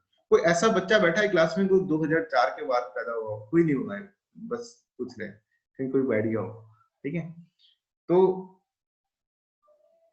Is this clear? ठीक है, हो भी सकता है, ऐसी कोई बात नहीं है, हो भी सकता है, ज्यादा थोड़ा है। कोई है क्लास के अंदर? एनीबॉडी? सर फ्री क्लास में मिल जाते हैं सर, 8-9 का बच्चा भी आ जाते हैं। किसमें? जो फ्री का क्लास होता है ना सर यूट्यूब पर। फ्री का क्लास में भाई, हाँ फ्री का क्लास में आ जाता है, ठीक है। चलो, तो born in India either of the parents has to be Indian citizen, ठीक है। अब देखो इसको हार्ड करते जा रहे हैं अपन, जैसे जैसे आगे बढ़ते जाएंगे। इसका रीजन कोई बताएगा मेरे को क्यों हम हार्ड कर रहे हैं?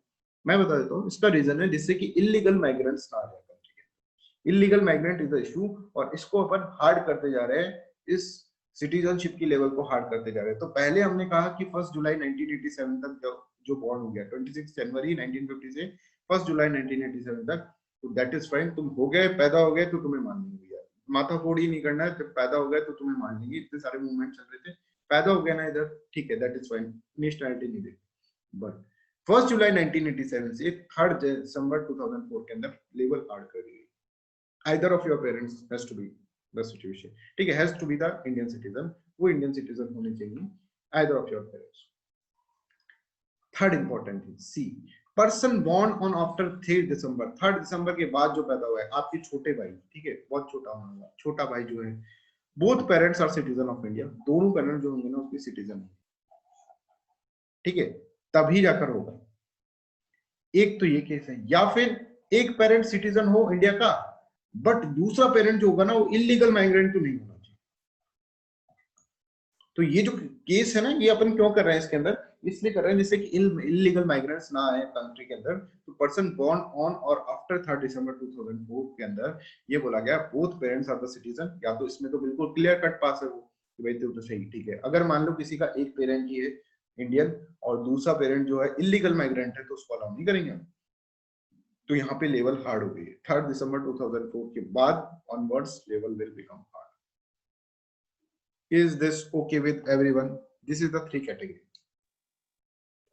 सर, हाँ सर ये वाला फिर से बता दीजिए।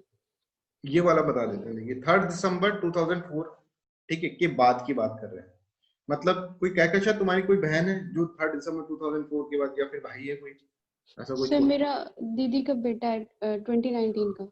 ठीक है, तो दीदी का बेटा जो होगा ना, उसको क्या करना पड़ेगा, उसको 2 कंडीशन फुलफिल करनी पड़ेगी। एक तो उसको बर्थ तो लेना ही पड़ेगा, बाय बर्थ है तो बर्थ तो लेना ही पड़ेगा। और उनकी जो आपकी दीदी और आपके जीजा जी, ठीक है, दीदी और जीजा जी दोनों को क्या होना पड़ेगा, या तो वो दोनों इंडियन सिटीजन हो, that is fine. Is they are Indian citizen or not? Kahkasha yes sir, है ना, तो ये तो बिल्कुल क्लियर कट है। अगर नहीं होते, मान लीजिए अगर आपके जीजा जी नहीं होते इंडियन सिटीजन, तो उसके अंदर जीजा जी को क्या होना होता कि आप इंडियन सिटीजन नहीं है तो इलीगल माइग्रेंट तो ना हो कम से कम, ठीक है। तो ये है इसके अंदर। अब इलीगल माइग्रेंट क्या होता है ना, ये भी तो बात है कि किसको इलीगल माइग्रेंट हो। हाँ, एक मान लीजिए कि मेरी दीदी इंडियन सिटीजन होती और अगर जीजू कुछ मतलब इलीगल माइग्रेंट नहीं होते लेकिन माइग्रेंट होते तो चल जाता, देन इट विल वर्क। तो हो जाता तुम्हारे जो वो है, जो भी क्या होगा, भांजा होगा, जो भी होगा, नहीं भांजा नहीं होगा, जो भी रिलेशनशिप में होगा बच्चा छोटा, वो क्या होगा, वो इंडियन सिटीजन हो जाएगा, ठीक है। मतलब तो दोनों में कोई एक कंडीशन होना चाहिए ना, दोनों में। ऑब्वियसली दोनों कंडीशन कैसे होगा, दोनों कैसे कंडीशन कैसे, सिटीजन हो जाएगा तो इलीगल माइग्रेंट कैसे होगा, है ना। तो ये है person born on after 3 December 2004, ये क्राइटेरिया उसके अंदर है, ठीक है। अब ये सर लेकिन इसमें जो पहला कंडीशन है कि बोथ वो होने चाहिए, बोथ पेरेंट्स इंडियन सिटीजन होना चाहिए, तो सर अगर इसमें फिर अगर मान लीजिए कि दीदी इंडियन सिटीजन थी और जीजू घुसपैठिए थे, तो मतलब इलीगल नहीं थे, तो नहीं होगा ना, फिर ये सेकंड वाला नहीं होगा, घुसपैठी होंगे तो नहीं होगा, इलीगल है। इलीगल नहीं मतलब माइग्रेंट है बट इलीगल माइग्रेंट नहीं है, ऐसा होता तो? इलीगल क्या होता है ना, इसकी डेफिनेशन अभी बताएंगे आपको पता नहीं अभी इलीगल का मतलब क्या होता है ना, अभी आगे नहीं सर वो तो पता है सर, क्या होता है, बट सर नहीं वो माइग्रेंट, मान लीजिए माइग्रेंट हुए हैं लेकिन इलीगल नहीं है, तो फिर इसमें दोनों पहला वाला कंडीशन। कल ही बताओ सर जो यहाँ पे जैसे कि किसी का पासपोर्ट है वो मतलब कि एक्सपायर हो गया, विदाउट परमिशन यहाँ पे रह रहा है, तो ये सब चीजें होती हैं सर, वीजा वगैरह में कोई तो हाँ, तुम्हारा क्वेश्चन पूछो। इसमें आपने बोला कि दोनों उसके पेरेंट्स क्या होने चाहिए, इंडियन होने चाहिए, पहला कंडीशन ये हुआ। दूसरे में आप बोल रहे, और है यहाँ पे बीच में और, अच्छा ये है। ऑब्वियसली और होगा ना यार, ये तो बिल्कुल ऑब्वियस है ना। देखो दोनों सिटीजन होके एक इलीगल माइग्रेंट कैसे हो सकता है, एंड कैसे हो सकता है इसमें, ये सोचो। हिमांशु भी तो यही पूछ रहे। ठीक है, क्या क्वेश्चन? ओके सर, समझ आ गया। आप ही समझो ना दो, चलो समझ में आ गया, दैट इट इज फाइन। ठीक है, चलो तो अब ये देखो, ये देख लो, इससे पूरा क्लियर कट अंडरस्टैंड हो जाएगा। अगर मान लो कोई है 26 जनवरी 1950 से लेकर बिफोर 1987 के अंदर है, ठीक है, क्योंकि इससे पहले तो आर्टिकल 5 वर्ड्स के अंदर दे रखा है सिटीजन कैसे बनना है। ठीक है, तो इसको क्या है, इसका बहुत मजा है इसके, सिर्फ जन्म ले लो, ये खुश है कि मेरे को सिर्फ जन्म देना है, मेरे को कोई भी दिक्कत ही नहीं है, दिक्कत ही नहीं है लाइफ के अंदर, बस जन्म ले लो किसी तरह भारत के अंदर और भारत की नागरिकता मिल जाएगी। That is by birth concept. ठीक है, दूसरा ले लो कि दूसरे के अंदर क्या है, जन्म भी लेना है और आइदर ऑफ द पेरेंट्स। ठीक है, एक पेरेंट क्या होना चाहिए तुम्हारा, एक पेरेंट तुम्हारा क्या होना चाहिए, इंडियन होना चाहिए, और दूसरा कुछ भी हो, घुसपैठिया हो, इलीगल माइग्रेंट हो, कोई भी हो, दैट चलेगा, वो वाला कॉन्सेप्ट चलेगा। ठीक है, तो इसके अंदर क्या है 1987, तो ये थोड़ा सा कुछ है, नहीं ज्यादा कुछ नहीं है, क्योंकि इसके अंदर पेरेंट्स की नेशनलिटी का इशू है। ठीक है, तो ये थोड़ा कुछ है। ठीक है, पहला वाला पूरा बिल्कुल फुल कुछ है। क्यों कुछ है, क्योंकि इसके अंदर क्या है, इसके अंदर इसको सिर्फ जन्म देना है, इसके अंदर पेरेंट्स को भी देखना पड़ेगा, एक पेरेंट का देखना पड़ेगा। थर्ड वाला देखो, थर्ड वाला अत्यंत दुखी है। ठीक है, थर्ड वाला ऐसा दुखी है, ठीक है, कि पहले तो क्या मैं जन्म लूं, ठीक है, दूसरा क्या करूं, दूसरे देखूं कि मम्मी पापा दोनों क्या है, इंडियन है, तब तो दिक्कत सही है। ठीक है, तब तो ठीक है, कोई दिक्कत नहीं। या फिर क्या करूं, या देखूं कहीं मम्मी तो इलीगल माइग्रेंट है और क्या है पापा इंडिया के सिटीजन है, तो भी नहीं चलेगा, है ना। तो फिर ये क्या है, ये दुखी है, इसके अंदर सबसे हार्ड लेवल है, ये सिटीजन मिलेगा नहीं मिलेगा इसका। हाँ कालीन वर्ड सेशन कालीन। सर अगर मदर और फादर में से कोई फॉरेन डिप्लोमेट हो, फॉरेन डिप्लोमेट के लिए तो कोई भी नहीं है, कोई भी कंडीशन नहीं है, फॉरेन डिप्लोमेट का तो कोई बच्चा नहीं होगा, that will not be considerable whether it but is for example mother अगर इंडियन सिटीजन है एंड जो फादर है फॉरेन डिप्लोमेट है, then फॉरेन डिप्लोमेट्स के लिए है ही नहीं। ओके सर, ठीक है, फॉरेन डिप्लोमेट का तो पहले ही पॉइंट पे हमने क्लियर कर दिया, कोई भी हो फॉरेन डिप्लोमेट्स को करना ही नहीं है। ठीक है, नहीं तो फिर क्या होगा, तो इतनी सारी सिटीजन हो जाएंगे जबरदस्ती की, क्योंकि फॉरेन डिप्लोमेट्स सालों सालों तक इंडिया में रहना पड़ जाता है। ठीक है, आई hope this is clear, by birth is clear, any doubt in by birth please let me no. अब ये टिपिकल है याद करना, पर इतना भी टिपिकल नहीं है। 1 जुलाई याद रखो और दिसंबर 2004, और आप देखना बस लेवल हार्ड हुई है, ये देखो, और लास्ट वाले के अंदर दोनों चाहिए होते हैं, या फिर एक होगा तो दूसरा इलीगल माइग्रेंट नहीं होगा। तो ये लेवल हार्ड क्यों करी गई है, जिससे कि इलीगल माइग्रेंट्स कम रहे कंट्री के अंदर, इतने ज्यादा इलीगल माइग्रेंट्स ना हो।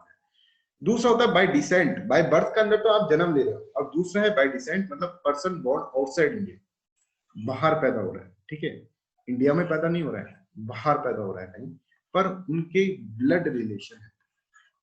ब्लड रिलेशन का मतलब क्या है, ब्लड रिलेशन का मतलब क्या है कि कहीं पेरेंट्स इंडियन के सिटीजन है। ठीक है, तो वो होता है, वो डिसेंट होता है, उसको डिसेंट किया। तो यहाँ पर बर्थ नहीं है, जन्म नहीं ले रहा है। ठीक है, जन्म लेने वाले चले गए, यहाँ पर अपनी कैटेगरी आई नहीं है, अपनी अपने भाई बहन की किसी की कैटेगरी नहीं आ रही। अच्छा, किसी का फैमिली के अंदर ऐसा है जो बाहर अमेरिका में जन्म हुआ है, किसी का फैमिली के अंदर कोई ऐसा है, मतलब मेरा कजिन, तो अमेरिका के सिटीजन ही होंगे ना, या फिर हाँ हाँ उनको ग्रीन कार्ड मिला है, मतलब तो हाँ।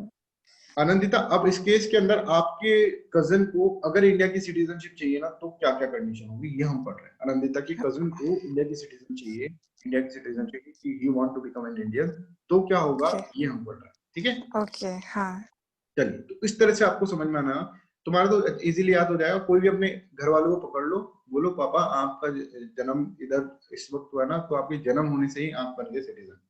ठीक है, पापा जी को बताओ घर पे जाकर, तो याद हो जाएगा पापा जी कैसे हुए, जन्म लेने से हुए। ठीक है, दूसरा कोई तुमको 1987 का दिखे, बात का दिखे, आप ही देखने की जरूरत नहीं है, तो आपको either of the parents will be required. ठीक है, तीसरा तुम्हारा कोई छोटा भाई हो, जैसे कैकशा का भांजा जो भी था, ठीक है, कि बहन का बेटा, ठीक है, आई डोंट नो दैट, मेरे को इसमें कंफ्यूजन रहता है थोड़ा। ठीक है, तो वो जो भी है ना, भतीजा थी जो भी है, हाँ भतीजा होगा, तो भतीजा जो होगा that will B considerable by what after 2014 के अंदर। उसके अंदर क्या है कशा कि जीजा जी होते हैं उनको घुसपैठिया नहीं होना है, ठीक है, इस तरह से आपको इसके अंदर याद रखना है, ठीक है। चलो अब इसके अंदर हम डिसेंट के अंदर कह रहे हैं कि हम यहाँ पर पैदा ही हुए हैं, हम तो बाहर पैदा हुए हैं, ठीक है। तो on or after 26 January 1950 but before 10th दिसंबर 1992, यहाँ पर 10th दिसंबर 1992 है, this is the that you have to learn. यहाँ पर डेट चेंज है, ठीक है। Person will the get the citizenship if father is the citizen of India at the time of birth. इसको बस चाहिए कि पापा जी हो जाए बस तो बच जाएगा। माँ कोई भी हो, पिताजी होने चाहिए। अब isn't it gender biased or not? Anybody in the class? समझ में आ रहा है? जेंडर बायस्ड है ना, पैट्रिक होना चाहिए, मतलब पैट्रियार्की है इसके अंदर कि पिता, और यहाँ पे आप मर्द समाज का थोड़ा शेड देख रहे हैं, पिता के बारे में बोल रहे हैं। तो अब वहां पर तो करा था हमने इलीगल माइग्रेंट्स को हटाना था, उसके लिए हार्ड करना था। यहाँ पर हम जेंडर न्यूट्रल करने की कोशिश करेंगे, आप देखना इसके अंदर। तो बी कैटेगरी होगी, सी कैटेगरी होगी, इसके अंदर जेंडर न्यूट्रल के अंदर करेंगे। तो डिसेंट के अंदर जन्म वाली चीज नहीं है, डिसेंट के अंदर जन्म तो आप बाहर ही ले रहे हैं, आप है तो बाहर वाले ही, बट इसके अंदर आपके पिताजी अगर यहाँ पर सिटीजन है और आपने इधर जन्म लिया है तो that will be considered as what, that will be considered as a citizen of India. तो ऐसा कोई हो जो 1992 से पहले कहाँ पर जन्म लिया है, अमेरिका में जन्म लिया है, बट उसके पिताजी eight the time of his birth, है ना, वो सिटीजन थे इंडिया के, तो वो मान लिया जाएगा, ठीक है। समझ में आ रहा है? तो जैसे मान लीजिए कोई कपल है, ठीक है, अब कपल है वो क्या करें, घूमने चला गया। एक कपल है जिसमें एक हस्बैंड है और वाइफ है, and wife is at the pregnancy, ठीक है, या फिर वो अटक गई किसी तरह से अमेरिका के अंदर, या फिर वो घूमने चले गए अमेरिका के अंदर और वहां पे बच्चा का बर्थ हो गया, तो इस केस के अंदर उसको सिटीजनशिप मिल जाएगी, बिकॉज उसके फादर जो है ना वो इंडियन है। मान लो फादर इंडियन नहीं होते तो नहीं मिलती। किस टाइम पीरियड के बीच में, 26 जनवरी 1950 से 10th दिसंबर 1992, ठीक है। तो I hope this is clear, ठीक है। अब इसके आगे देखते हैं। देखो ये बोल रहा है कि my father is the citizen of India, मेरे पिताजी सिटीजन है पर मदर नहीं है, मदर की जरूरत ही नहीं है, मदर का काउंट ही नहीं करा जा रहा, ठीक है। तो वो 26 जनवरी 1950 बट बिफोर 10th दिसंबर 1992, ये इसके अंदर आपको समझना है, ठीक है। On or after 10 December 1992 but before 3 December 2004, तो उसके अंदर person will get the citizenship if, ये देखो जेंडर न्यूट्रल हो गया, आइदर ऑफ द पेरेंट। अब मम्मी की भी बात मानी जाएगी, मम्मी को भी देखा है, या तो मम्मी हो या पापा हो, either of the parent is citizen of the India at the time of birth, देखो जेंडर न्यूट्रल कर, ठीक है। तो 1992 से 2004 के अंदर इस तरह का स्कीम रहा है। आई थिंक ये आनंदिता वाला केस हो जाएगा अगर उनके कजिन की एज इसके बीच में आती है, ठीक है। फिर क्या होगा अगर 1992 बट बिफोर 3 दिसंबर 2004, ठीक है, इसके अंदर क्या होगा, either of the parents is the citizen of India, ये इसके अंदर होगा, right. On or after 3 December 2004 के बाद 3 दिसंबर 2001, either of the parents is citizen of India at the time of birth, कोई भी पेरेंट सिटीजनशिप, पर इसके साथ साथ एक और क्राइटेरिया इसमें ऐड कर दिया जाए, क्या कि 1 साल के भीतर उसके जन्म के 1 साल के भीतर आपको रजिस्ट्रेशन कराना होगा with Indian consulates along with the undertaking that minor is not the citizen of any other country। 1 साल के अंदर आपको अंडरटेकिंग देनी पड़ेगी, ये इसके अंदर ऐड हो जाएगा। मतलब इसके अंदर क्या होगा, either of parent is citizen of India, जो कि सेकंड में थे, प्लस में रजिस्ट्रेशन टू एट कॉन्सुलेट के अंदर रजिस्ट्रेशन कराना पड़ेगा ऑन और आफ्टर 3 दिसंबर 2004, ठीक है। तो ऑन और आफ्टर देखो, अब ये देखो कि यहाँ पर क्या है, यहाँ पर अपन ने देखा 26 जनवरी से लेकर और 26 जनवरी 1950 से लेकर और 10 दिसंबर 1992 में my father is the citizen of India, so I am the citizen of India, ठीक है। तो इसे वेरी हैप्पी कि पापा का देखा है, मम्मी को देखा ही। अगर मम्मी नहीं होती ना तो बेटर ही नहीं करता है, ठीक है। अगर पापा नहीं है और मम्मी है तो भी इसको सिटीजनशिप नहीं मिलेगी, समझ में आ रहा है। तो यहाँ पर क्या है, यहाँ पर आप देखोगे बाय डिसेंट के अंदर यहाँ पे जेंडर बायसनेस बहुत ज्यादा है, जेंडरी बायस होंगे, ठीक है। चलो, on or after 10 December 1992 but before the 3rd December 2004, person will get citizenship if either of the parent is a citizen of India at the time of the birth के समय में कोई भी citizen of India है तो उसके अंदर हो जाएगा। ये अपन ने देखा either of the parent is citizen, और इसके अंदर registration is required third category के अंदर 3rd December 2004। चलो, तो क्वेश्चन पूछता है नंदिता से। अनंदिता बताए, आपके जो वो है कजिन, क्या उनके माता पिता जो हैं वो इनमें से कोई एक भी इंडिया का सिटीजन था उस वक्त? हाँ, दोनों थे, और वो जो कजिन जो बॉर्न हुई वो 2004 के बाद बॉर्न है। हाँ, तो उनका बस एक रजिस्ट्रेशन उनको कराना होगा, ठीक है, बोल देना उनको रजिस्ट्रेशन, मतलब पर 1 साल के भीतर भीतर, अभी तो उनका एज हो गया होगा, हाँ, रिक्वायर्ड है 1 साल के भीतर भीतर आपको रजिस्ट्रेशन कराना। तो वो कैंसिल हुआ रहेगा ना इंडियन सिटीजनशिप अभी? हाँ, तो अब तो नहीं हो पाएगा। अब कितने साल का है वो? हाँ, अभी कितना हुआ रहेगा? हाँ ठीक है, 3-4 साल का हो गया होगा तो नहीं होगा। 1 साल के अंदर अंदर करा सकते थे। 10 years 10 इयर्स का हो गया तो के। नहीं हो पाएगा ना। हाँ, इस तरह से आप समझ सकते हैं इसको, समझे? तो ये है बाय डिसेंट, ठीक है, बाय डिसेंट की 3 कंडीशन से। देखे ना, आज क्योंकि एक पर्सन है, उसका जन्म इतनी तारीख को हुआ है पर वो इधर पैदा हुआ है, तो क्या होगा, उसका डिसेंट से होगा कि आपका इस चीज से होगा, बाय बर्थ होगा, वो आपको समझ सकते हैं। That is easy. Himanshu, want to say something? No sir. Okay, so that's the thing. अब एक अपना पड़ा है बाय रजिस्ट्रेशन। रजिस्ट्रेशन के अंदर क्या होता है? रजिस्ट्रेशन के अंदर पर्सन ऑफ इंडियन ओरिजिन या फिर ओसीआई जो होता है, और ये क्या होता है I will let you know in the later part of the video, ठीक है। पीआईओ के लिए वो होता है stayed in the India for the 7 years before making appointment, before making application, ठीक है। एप्लीकेशन से पहले 7 साल पहले तक वो क्या करना चाहिए, उसको इंडिया के अंदर रह रहा हो अगर वो 7 साल से, तो उसको क्या होगा, इसको क्या माना जाएगा, इसको माना जाएगा अपना सिटीजन, ठीक है। वो एप्लीकेशन कर देता है, 7 साल से रह रहा है, मतलब कोई पीआईओ है, पर्सन ऑफ इंडियन ओरिजिन। अब ये बताते हैं पर्सन ऑफ इंडियन ओरिजिन क्या है, लास्ट के पॉइंट पे बताएंगे। पर्सन ऑफ इंडियन ओरिजिन अगर मान लीजिए क्या कर रहा है कि वो सिटीजन बनना चाहता है, ठीक है, तो उसको 7 साल तक इंडिया के अंदर रहना पड़ेगा, तब जाकर वो सिटीजन बन सकता है। ऐसा नहीं कि कल को आए और बोले कि यार मुझे सिटीजन बना दो, ऐसा। तो उसको रजिस्ट्रेशन के थ्रू करना होगा, that is by the registration. PIO के लिए जो काम है वो रजिस्ट्रेशन के थ्रू होता है। PIO but not belonging to undivided India. PIO जो होता है इनडिवाइडेड इंडिया का नहीं होना चाहिए, ये हम आपको बताएंगे डिटेल के अंदर जब हम पीआईओ को पढ़ेंगे। तो इसके अंदर कंडीशन है, पीआईओ कौन होता है, ठीक है, उसकी कंडीशन है। तो अनडिवाइडेड इंडिया मतलब बांग्लादेश और पाकिस्तान का सिटीजन नहीं होना चाहिए, ठीक है। Person with Indian origin is not the citizen of India. अभी वो सिटीजन ऑफ इंडिया नहीं है, वो कहीं और का सिटीजन है, ठीक है। वो जो है डिसेंट वाला है, वो किसी का सिटीजन नहीं है, ठीक है। अभी ये कहीं और का सिटीजन है, PIO is citizen of some other country, ठीक है। अब वो चाहता है कि इंडिया की नागरिकता ले ले, तो उसके अंदर क्या होता है, पर्सन विद इंडियन ओरिजिन क्या होता है, I will let you no.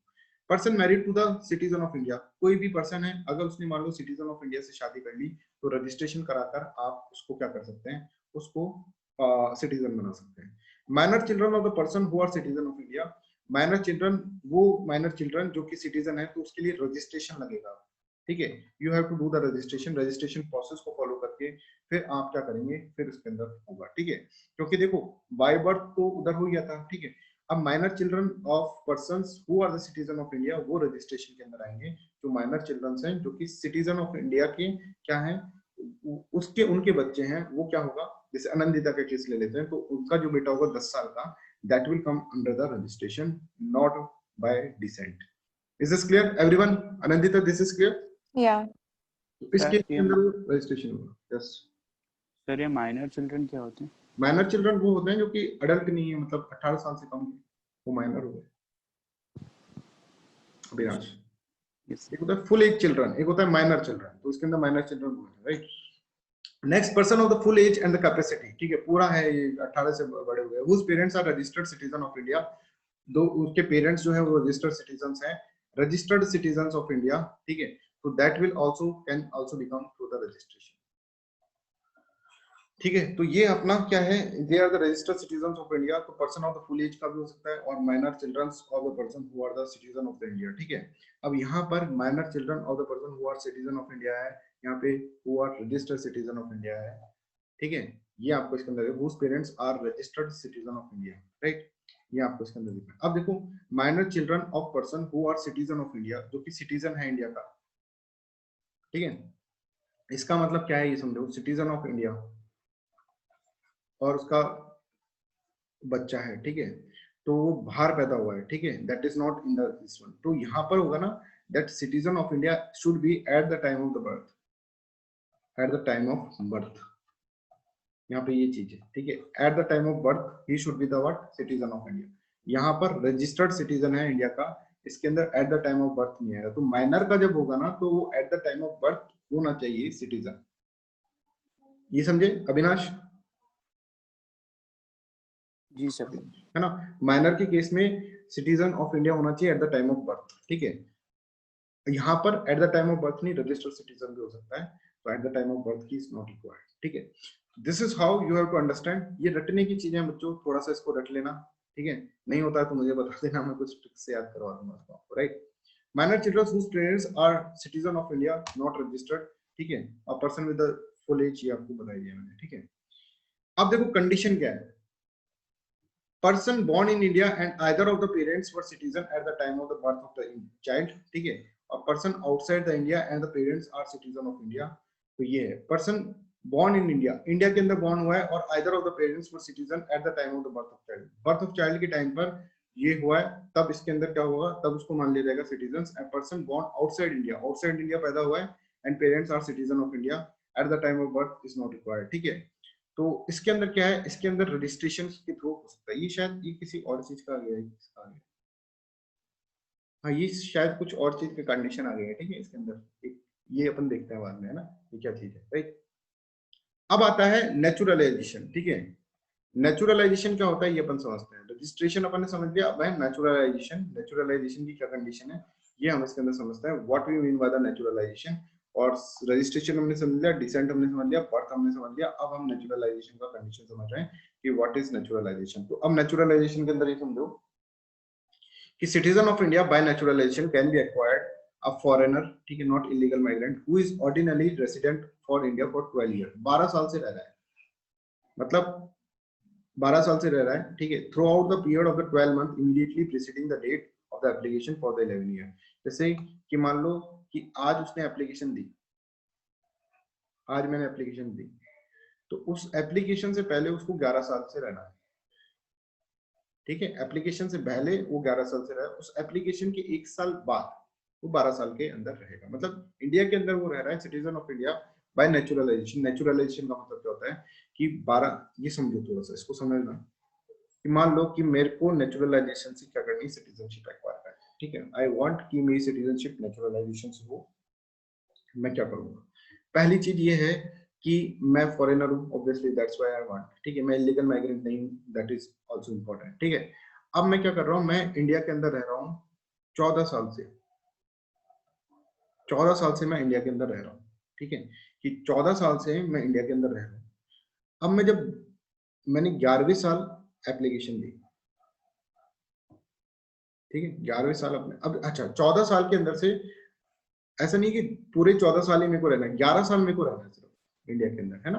पर 14 साल से रह रहा हूँ, मतलब बीच में ब्रेक भी हो सकता है कि बीच में मैं कहीं जाकर फिर वापस आ रहा हूँ, पर टोटल आपका 11 साल होना चाहिए। और 14 में से मतलब 11 साल कम से कम आप इंडिया में रह रहे हैं। आप हो सकते हैं कि 11 की 11 साल रह रहे हैं तो दैट इज फाइन, बट एक बार बीच में आप कहीं विदेश जाकर फिर वापस आ गए। Are you getting this one?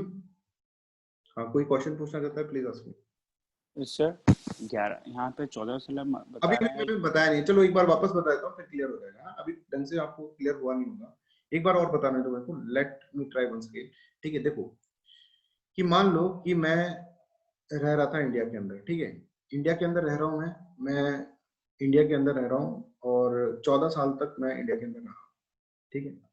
पर इसके अंदर बीच में मैं 2 साल इसके अंदर चला गया, 2 साल मैं अमेरिका में चला गया, तो मैं टोटल इंडिया में कितने साल तक रहा ये बताओ अविनाश? सर 12 साल। 12 साल रहा। तो ये कंडीशन तो एलिजिबल होगी, can be acquired who is ordinary resident of India for 12 years, ठीक है, throughout the period of the 12 months immediately preceding the date of application. अब क्या है कि मैंने 11 साल के अंदर मान लो एप्लीकेशन साइन कर, एप्लीकेशन भेज दी, ठीक है, 11वें साल के अंदर मैंने एप्लीकेशन भेज दी, ठीक है।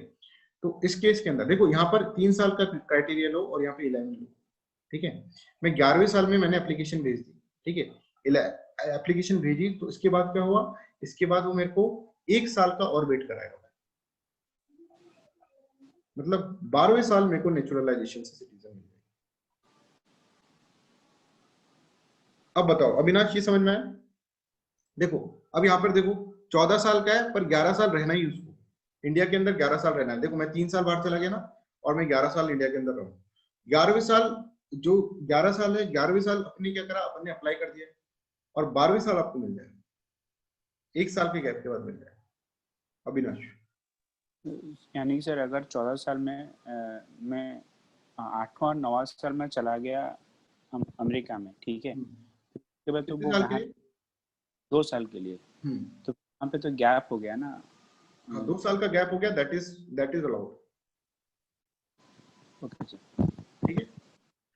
तो आई ऊपर 11वें साल के बाद फिर 1 साल तक आपको वहां पे रहना ही पड़ेगा, 12वें साल तक। इसलिए 12वें साल में आपको क्या मिलेगा, वैसे तो 11 साल का पीरियड है, पर आपको 12वें साल के अंदर मिलेगा। मतलब 11 साल के अंदर तो आपको 11 साल रहना है कंट्री के अंदर, ये आपको समझना है। ठीक है सर, इसमें एक चीज पूछना था। हेलो सर, इसमें गैप जो है मतलब कंटिन्यूअस होना चाहिए क्या? मान लीजिए कि दो मतलब एक साल का टर्म में गया तो दो भी कोई मैटर नहीं है, पर 3 साल से फिर ज्यादा नहीं जाना है। अच्छा ठीक है sir. It doesn't matter, number of time doesn't matter. ठीक है। अब बात ये आती है कि भैया इतनी देर से आप इलीगल माइग्रेंट बोल रहे हो, बता तो दो इलीगल माइग्रेंट होते क्या है। तो देखो, इलीगल माइग्रेंट अमेंडमेंट एक्ट 2003 के अंदर बताया गया कि who is the illegal migrant. ये illegal migrant will not be the eligible to apply for citizen by either registration or naturalization. Registration और नेचुरलाइजेशन से इसका नहीं होता है। ठीक है, ये हम इसके अंदर बोल रहे हैं, रजिस्ट्रेशन और नेचुरलाइजेशन से नहीं हो पाएगा। कोई इलीगल होगा तो रजिस्ट्रेशन और नेचुरलाइजेशन से नहीं होगा। ठीक है, बहुत बढ़िया। तो अब section 21B of citizenship act ये डिफाइन करेगा who is the illegal migrant as a foreigner. ठीक है, who is the illegal migrant. ठीक है, तो enter the country without valid travel documents like visa, passport, उसके पास नहीं आ गया कंट्री के अंदर, तो वो क्या होगा, भाई तू इलीगल माइग्रेंट है, तुम हो घुसपैठी। ठीक है, second important, second point, enter with a valid document. अच्छे वैलिड डॉक्यूमेंट थे पर एक्सपायर हो गए, तो that will also be considered as what, तुम भी क्या हो, इलीगल माइग्रेंट। ठीक है, तो इलीगल माइग्रेंट का डेफिनेशन मतलब ये हो गया कि टाइम पर, जिस टाइम पे तुम्हारे डॉक्यूमेंट देखे, अगर वो डॉक्यूमेंट फ्लॉड निकल गए, अगर तुम्हारा ट्रैवल डॉक्यूमेंट नहीं है तुम्हारे पास, तो तुम्हें हम इलीगल माइग्रेंट बोल देंगे, कहेंगे तुम इलीगल माइग्रेंट हो, तुम हो घुसपैठी। ठीक है, ये है इलीगल माइग्रेंट की डेफिनेशन। अच्छा भाई, बहुत बढ़िया डेफिनेशन। अब क्या हुआ, अमेंडमेंट करा गया है इलीगल माइग्रेंट्स। अच्छा, who fulfil 4 condition will not be treated as illegal migrant. ये क्या बात है, इलीगल माइग्रेंट वो इलीगल माइग्रेंट जो कि 4 कंडीशंस करते हैं, और इस पे सारा बवाल है एनटीसीए प्रोटेस्ट। ये दिसंबर 2019 के अंदर अमेंडमेंट क्या। देखो, पहले क्या था, पहले ये था कि अगर तुम्हारे पास डॉक्यूमेंट नहीं मिले तो तुम इलीगल माइग्रेंट। ठीक है, और तुमको सिटीजनशिप नहीं देंगे। अब इसके अंदर क्या है कि इलीगल माइग्रेंट, वो इलीगल माइग्रेंट मतलब जिनके पास डॉक्यूमेंट नहीं, उनको इलीगल माइग्रेंट नहीं माना जाएगा अगर वो 4 कंडीशन फुलफिल करते। पहली and foremost condition, they are Hindu, Sikh, Buddhist, Jain, Parsis और क्रिश्चियन, मतलब ये होने चाहिए। तीसरी कंट्री कि वो 3 नेशन, बाप, BAP, ठीक है, बांग्लादेश, अफगानिस्तान एंड पाकिस्तान, इसके अंदर से होनी चाहिए, दोनों कंडीशन फुलफिल होनी चाहिए। ऐसा नहीं कि, है ना, समझ में आ रहा होगा, तो मतलब बांग्लादेश, अफगानिस्तान और पाकिस्तान, इनके लोग जो कि माइनॉरिटीज के अंदर है वहां पर, वो आ सकते हैं हमारे यहाँ पे, उनको इलीगल माइग्रेंट नहीं देंगे। अभी देखो, उनको मतलब उनको सिटीजनशिप दे सकता है, अगर उनके पास डॉक्यूमेंट नहीं है तो भी उनको सिटीजनशिप हम दे सकते हैं। पॉइंट नंबर 1, इसमें किसी को प्रॉब्लम, इसको लेयर बाय लेयर पढ़ेंगे, इसमें किसी को प्रॉब्लम, क्या अमेंडमेंट हुआ, यहीं से आपको एनटीसीए के प्रोटेस्ट और ये सब समझ में आएगा। Yes, 2 hands raised. कर दीजिए एक बार। वापस रिपीट करें, कौन बोला है, नाम बताएंगे अपना एक बार। सर चारुनिका। चारुनिका, और कोई 2 लोग क्या पूछना चाहते हैं, कोई सर मैं, हाँ प्रियंका। Yes sir. सर ये जो लिखा है कि दे आर ही, पहली बार प्रियंका की बिल्कुल क्लियर आवाज आ रही है। प्रियंका ऐसे ही बोला करिए, मतलब ये आपका सही। Sorry sir. सर एक्चुअली ये जो यहाँ पे लिखा है they are Hindu, Sikhs, Buddhist, तो पता कैसे चलेगा, थोड़ी ना वो उस पे कोई टैग लगा के पता चलेगा कि हिंदू है या बुद्धिस्ट।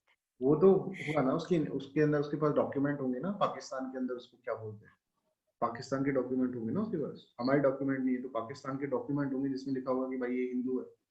हमारी कंट्री में हाँ, पाकिस्तान जैसे कंट्री के डॉक्यूमेंट पे हम विश्वास करके उसको सिटीजन बना लेंगे।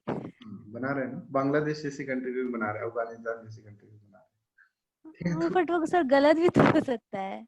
तो गलत हो, हमारे एक्ट के अंदर लिखा हुआ है ना।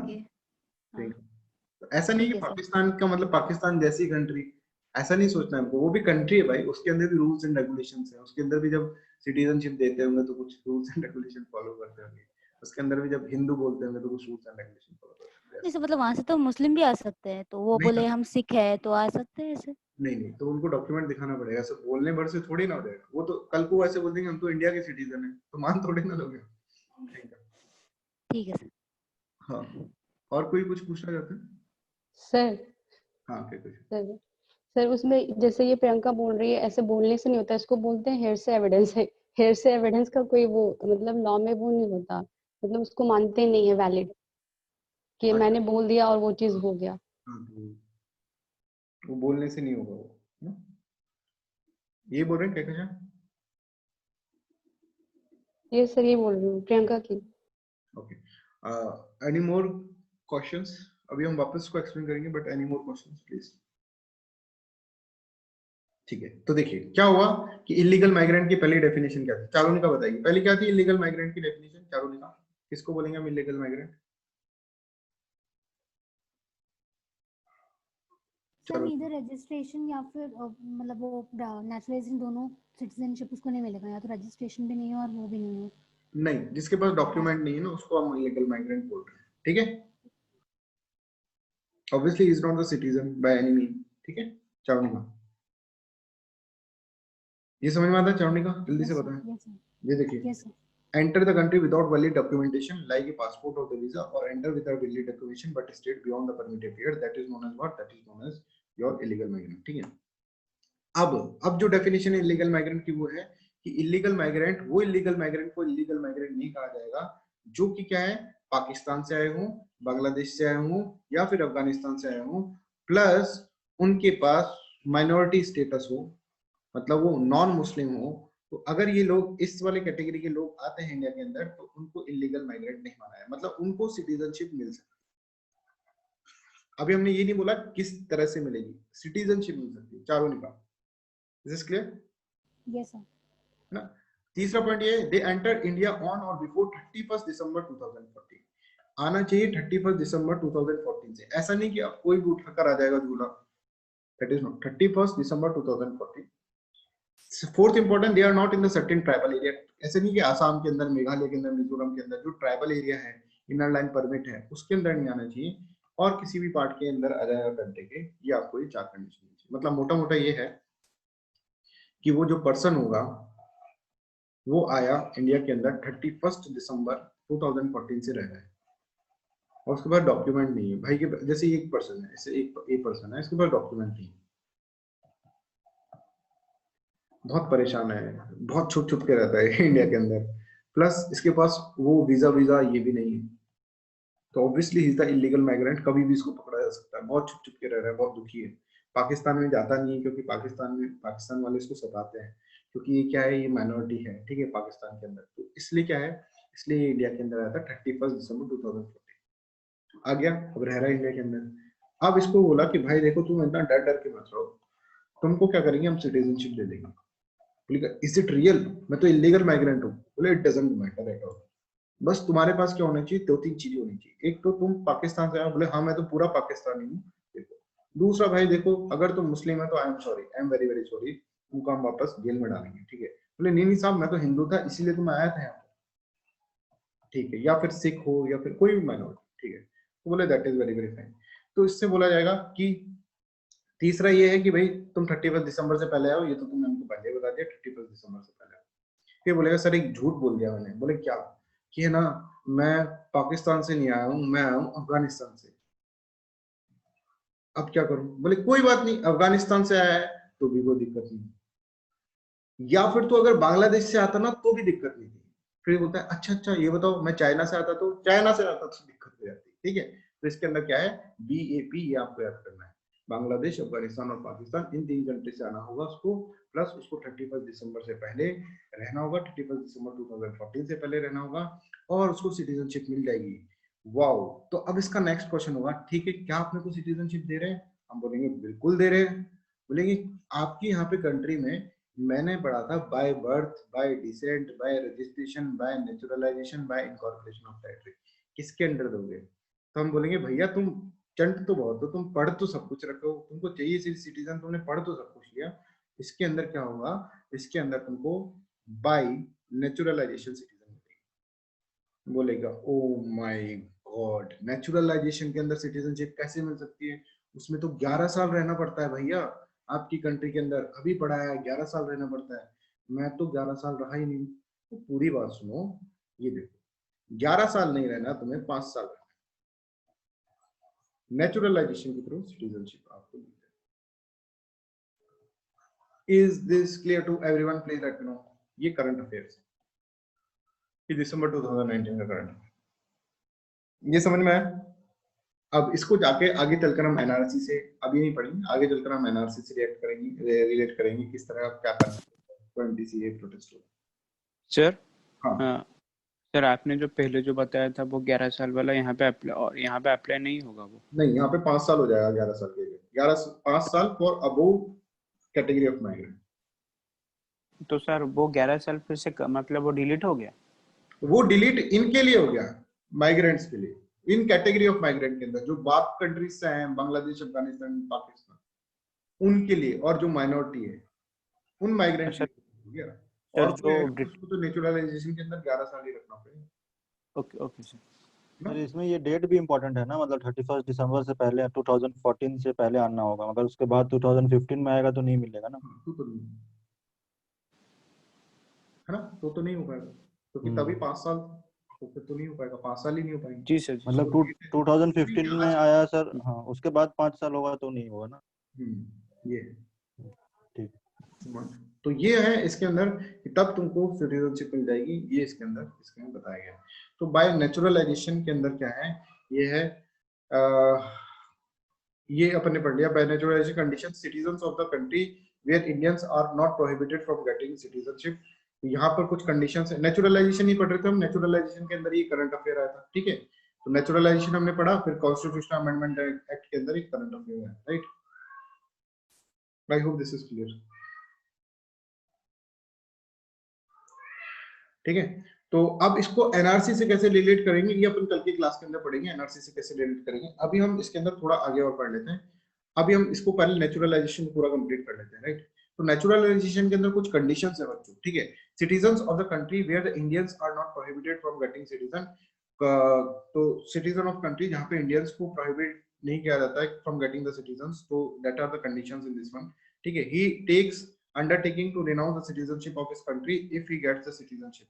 अगर उसको पहले रिनाउंस करनी पड़ेगी सिटीजनशिप, अपनी सिटीजनशिप को त्यागनी पड़ेगी। मान लो कहीं रह रहा है, जैसे उसको नेचुरलाइजेशन से आ रहा है, मान लो अक्षय कुमार को, तो उसको त्यागनी पड़ेगी पहले अपनी citizenship. Government servant may have stayed in the India for the 14 years and 1 year immediately, ठीक है।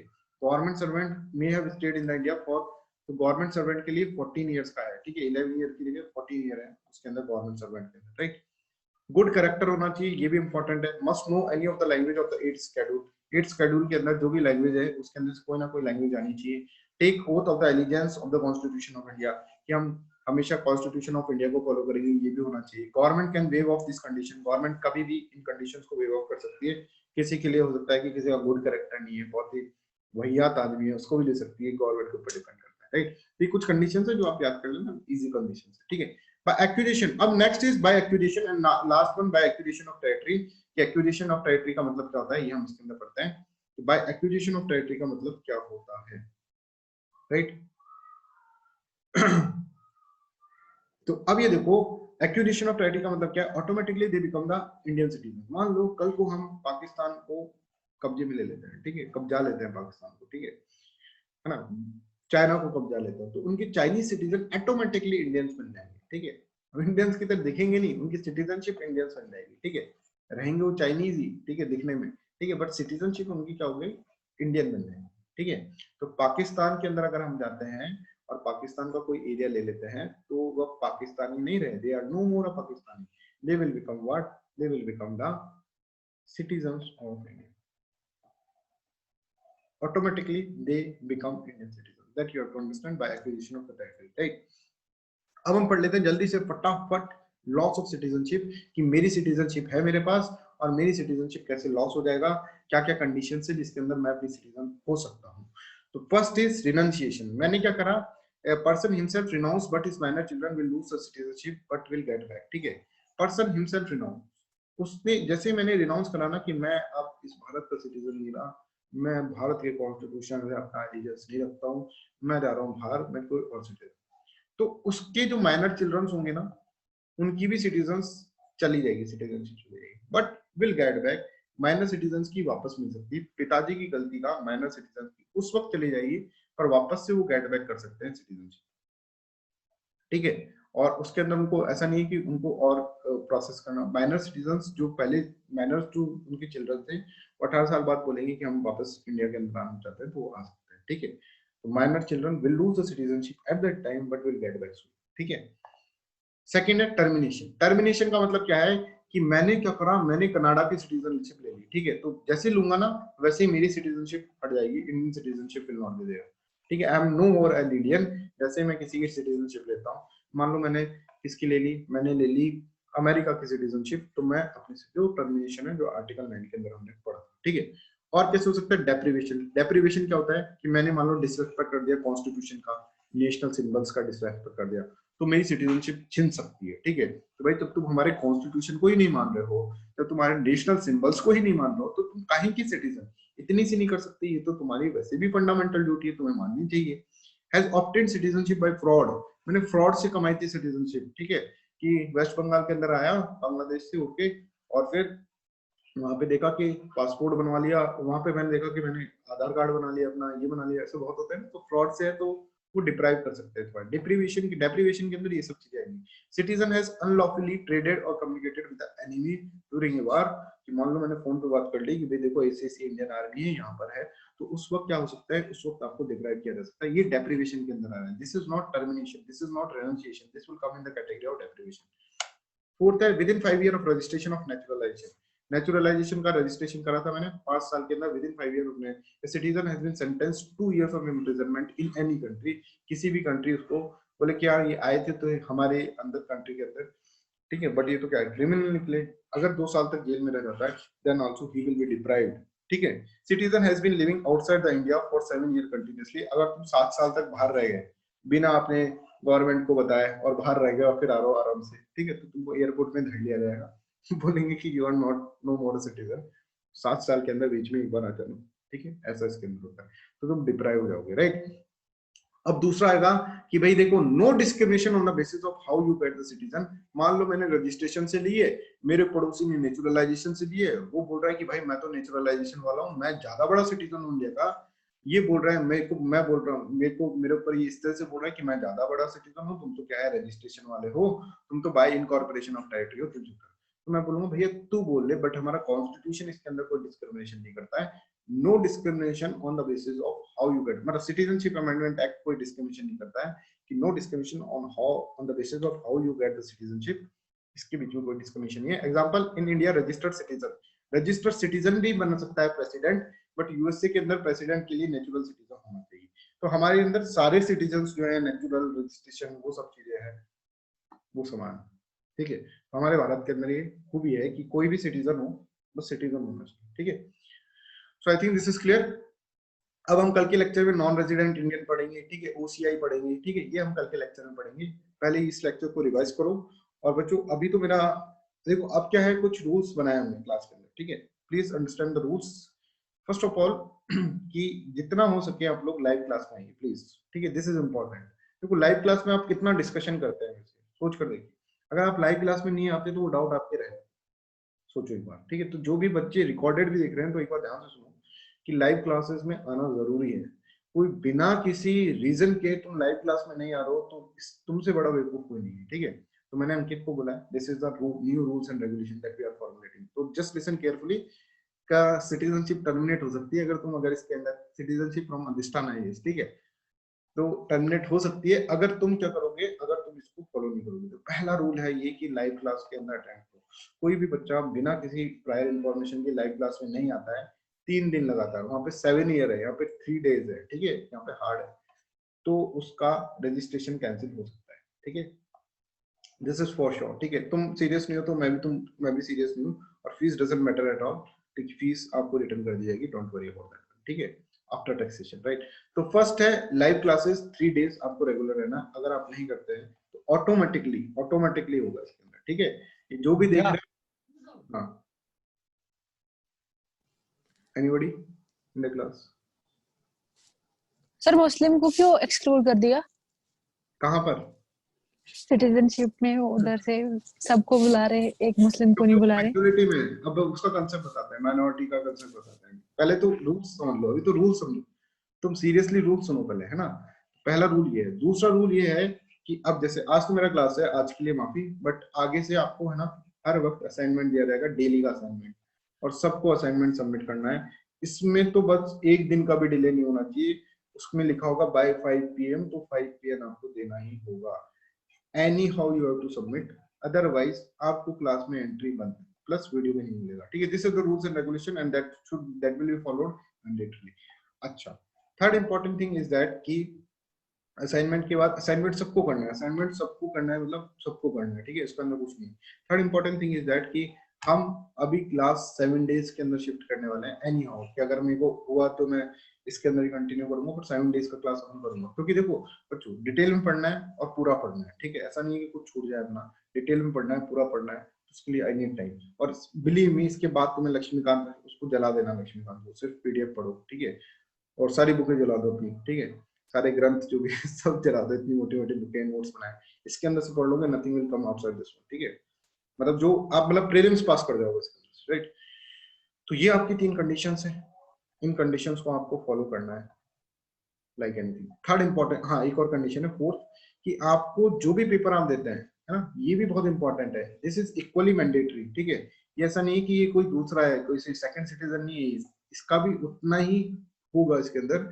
इसके अंदर जो भी पेपर आप देते हो उसका एनालिसिस आपको करना ही करना है, और करके मेरे को सेंड करना है, ठीक है। और ये सब चीजें रेगुलेट करेंगे कौन?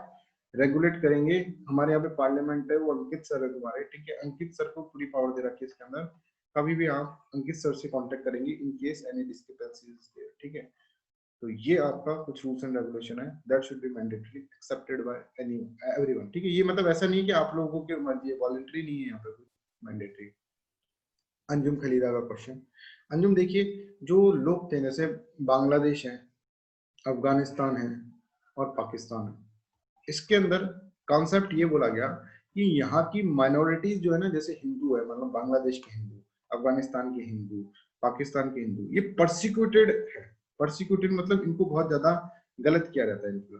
तो अगर ये भागकर इंडिया आ गए, परसिक्यूशन के दौरान इंडिया आ गए मान लीजिए, ठीक है, या फिर कैसे भी आ गए इंडिया 31 दिसंबर 2014 से पहले, ठीक है, तो इनको क्या कराया, इनको सिटीजनशिप दे जाएगी। बट ये लोग जो मेजोरिटी के अंदर हैं, वो तो उनको तो कोई प्रॉब्लम नहीं है, वो तो मजे से रहते हैं, ऐसा अजम्पशन मानकर ये लॉ बनाया गया। This is the basic concept of the law, ठीक है, that you have to write in the mains examination. Anjum, is this clear? But sir बहुत सारे मेरे ऐसे रिलेटिव्स हैं पाकिस्तान में जो इंडिया आना चाहते हैं। तो आने से नहीं है ना, आना चाहते हैं इससे नहीं आना होता है, ठीक है। उसके अंदर ये कंडीशन है, लॉ के हिसाब से चलना पड़ेगा, समझ? तो ओके सर। तो उनको 11 साल का अजय 11 साल का उनको वेट करना पड़ेगा, 11 साल तक। सर एक क्वेश्चन है। हाँ सर मेरा एक क्वेश्चन है, पूछूं? हाँ पूछिए ना प्लीज। सर एक मतलब लड़का फ्रॉम इंडिया एंड लड़की फ्रॉम मॉरिशस, दोनों US में सर्विस कर रहे हैं। ओके। और वो दोनों बोल रहे हैं अभी शादी करेंगे। अच्छा, लड़का इंडियन है क्या? हाँ, उड़ीसा का है। अच्छा, और लड़का 7 साल से ज्यादा तो नहीं बाहर गया हो? नहीं, 3 साल हुआ सर उसको। ठीक है। तो बोलो सर क्या होगा सर, उनका कर लेंगे क्या? वो शादी हुई तो क्या होगा? शादी तो हो ही जाएगी, शादी को तो कोई रोकेगा नहीं, बट वो इंडियन होंगे कि नहीं होंगे, ऐसा है ना? हाँ हाँ वही सर, वही। हाँ, तो लड़की जो है मॉरिशस की है, तुम्हारा कोई फ्रेंड होगा ऑब्वियसली, है ना। तो लड़की जो मॉरिशस की है, उसके पास इंडियन सिटीजन नहीं है, उसके पेरेंट्स कुछ इंडियंस नहीं है, ठीक है। हाँ सर। हाँ, तो इस केस के अंदर शादी करने के बाद तो PIO के लिए तो है ये, हाँ हो जाएगा, हो जाएगा, क्योंकि इसके अंदर यहाँ पर एक केस है, देखो ये वाला,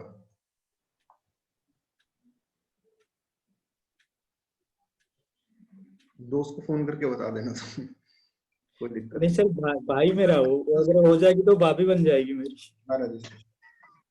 दैट विल हैपन, ठीक है। Person married to the citizen of India. ठीक है sir, thank you sir.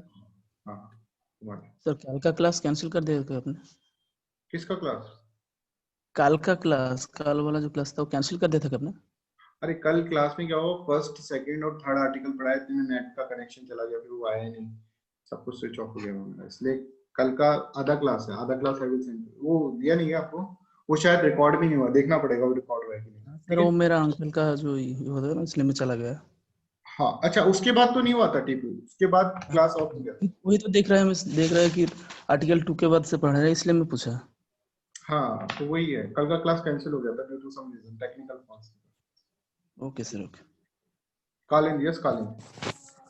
Sir prosecution को सर कैसे ऑब्जेक्टिफाई करेंगे, मतलब prosecution, all minority are persecuted minorities, ऐसा अजम्पशन लेकर चलता है, कोई भी परसिक्यूटेड मैन जो भी है ना, कोई भी माइनॉरिटी का जाए परसिक्यूटेड ही है पाकिस्तान, बांग्लादेश और अफगानिस्तान के अंदर, ऐसे मानकर चल रहे हैं।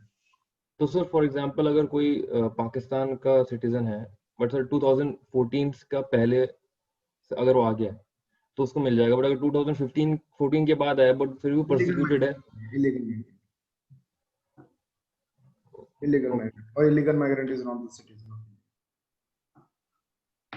मतलब 2014 के बाद अगर कोई जैसे इलीगली इंडिया में आया था, ऑल्दो हिंदू है, वो माइनॉरिटी है और वो परसिक्यूटेड, लीगल माइनॉरिटी माना जाएगा, ले रखा है ना 2014, वो इलीगल माइनॉरिटी, परसिक्यूटेड है नहीं है, उसको परसिक्यूटेड ही माना जाता है। Okay sir, okay. Yes sir जो रोहिंग्या है म्यांमार का, उनको क्यों इंक्लूड नहीं किया गया? रोहिंग्यास तो म्यांमार के हैं ना भैया। हाँ सर, उनको वही तो पूछ रहे हैं, उनको क्यों इंक्लूड नहीं किया गया? वो भी तो परसिक्यूटेड है। पर इसके अंदर 2 ही 3 ही कंट्रीज को करेंगे, अब ये भाई मैंने नहीं करा, सरकार ने बनाया कानून, मैंने नहीं बनाया, ठीक है। तो I am not the culprit, और मैं कुछ एंटी सीए और प्रो सीए कुछ नहीं हूं, मैं न्यूट्रल हूं, ठीक है सर। मैंने तो ऐसे ही पूछा राइट सर। तो फॉर एग्जांपल मेंस में अगर क्वेश्चन आता है तो हमारा स्टैंड क्या होना चाहिए, मतलब? अरे यार कालीन, देखो मेंस के ऊपर क्वेश्चन आता है तो आपका क्या स्टैंड होना चाहिए, ये अभी थोड़ा सा अभी अपन इसको रोक दें तो ठीक रहेगा, क्योंकि मेंस के अंदर क्वेश्चन का एनालिसिस वो डिफरेंट पार्ट हो जाता है, अभी हम प्रीलिम्स की क्लासेस में पढ़ रहे हैं, ठीक है। Okay sir. इसके ऊपर अभी अपन क्या करेंगे, आंसर राइटिंग सेशन के अंदर एक क्लास ले लेंगे, ठीक है, ओसीए और एनटीसीए वाली, तो उसके अंदर हम आपको बताएंगे कालीन।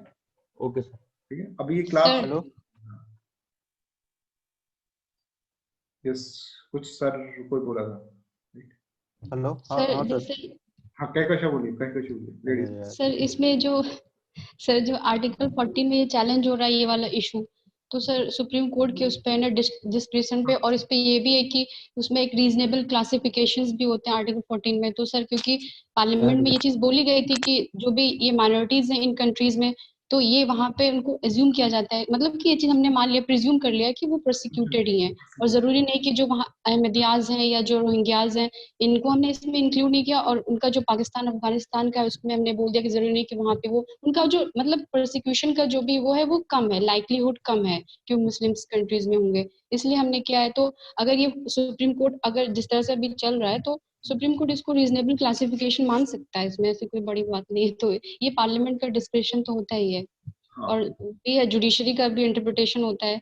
इसको भी 14 में ही चैलेंज कर रहे हैं क्योंकि पर्सन है इसमें 14 के अंदर इक्वालिटी की भी और ये सर, लेकिन सर वो एब्सोल्यूट राइट तो है नहीं 14, तो इसलिए तो ये इसलिए हो सकता है, अलाउ कर सकते हैं। हाँ अलाउ कर, अभी तो अलाउ है ही, पर सुप्रीम कोर्ट भी जब हाँ सर, जो इसमें अभी जो पेंडिंग्स हैं, तो अगर जो जजमेंट आएगा तो वो बोल सकते हैं कि इसका हाँ ये रीजनेबल क्लासिफिकेशन कंसीडरेबल है। ये सर। ठीक है। हेलो। हाँ योगेश। Sir Himanshu sir. हाँ हिमांशु बोलिए। सर आर्टिकल 29 क्लॉज 1 में जो आपने बताया था, जो माइनॉरिटीज के लिए एब्सोल्यूट राइट है, हाँ तो उसमें सर एब्सोल्यूट मतलब उसको कैसे एनालाइज कर सकते हैं? अगर मान लीजिए स्टेट उसको एक्वायर करना चाहता है तो वो कर सकता है ना, अगर डेवलपमेंट पर्पस के लिए उसका एजुकेशनल इंस्टीट्यूशन और उसको एड दे देगा। 29(1) के अंदर अगर डिस्टिंक्ट लैंग्वेज कल्चर और वो है तो उसके अंदर एब्सोल्यूट है, तो मतलब उसको स्टेट एक्वायर नहीं कर सकता है, मतलब कंपनसेशन देके? एब्सोल्यूट राइट मतलब एब्सोल्यूट राइट। अच्छा ठीक है। उसमें सर ये जो लिखा था ना, मतलब कि एक्ट के अंदर तो नेशनल माइनॉरिटी कमीशन जो है उसके थ्रू कर सकता है। और उसमें sir reasonable restrictions can not be subject to, मतलब उसमें रीजनेबल रिस्ट्रिक्शंस किस टाइप का मतलब नहीं लगा सकते? कोई भी अगर रीजनेबल मतलब अगर अगेंस्ट सॉवरेंटी अगर कुछ उसमें काम हो रहा है तो कर सकता है ना सर उसमें? देखो एजुकेशन इंस्टीट्यूशन में अगेंस्ट सॉवरेंटी कैसे काम होगा? वो तो फिर लॉ के अंदर आ जाएगा, किसी भी कानून के अंदर। अगर मान लो वहां पे ऐसे पढ़ा रहे हैं कि इंडिया का झंडा जला दो, तो कानून के अंदर आ जाएगा, उसको तो फिर वैसे ट्रीट किया जाएगा। पर फंडामेंटल राइट की बात हो रही है, गैर कानूनी काम तो नहीं हो सकते ऑब्वियसली किसी भी इंस्टीट्यूट। फंडामेंटल राइट्स की बात हो रही है, फंडामेंटल राइट है कि नहीं, तो वो तो उनका फंडामेंटल राइट है। ठीक है सर, ओके। तो this is about the class, ठीक है। एंड जो भी फिलोसफी के स्टूडेंट्स हैं, ठीक है, वो चाहे तो आज के पेपर का एनालिसिस देख सकते हैं। 10:30 पे होगा अनअकैडमी पे, ठीक है। I will send you the link. Bye bye, take care and sir sir कल वो क्लास होगी क्या 6 बजे सुबह? आप बोल रहे थे। कल तो सेम टाइम पर होगी। नहीं सर, सुबह की बात कर रहा हूँ। हाँ, सुबह की बोल रहा हूँ, सुबह नहीं होगी, 7 बजे होगी कल क्लास। शाम को 7 बजे? हाँ, शाम को 7 बजे। ओके सर, चलिए।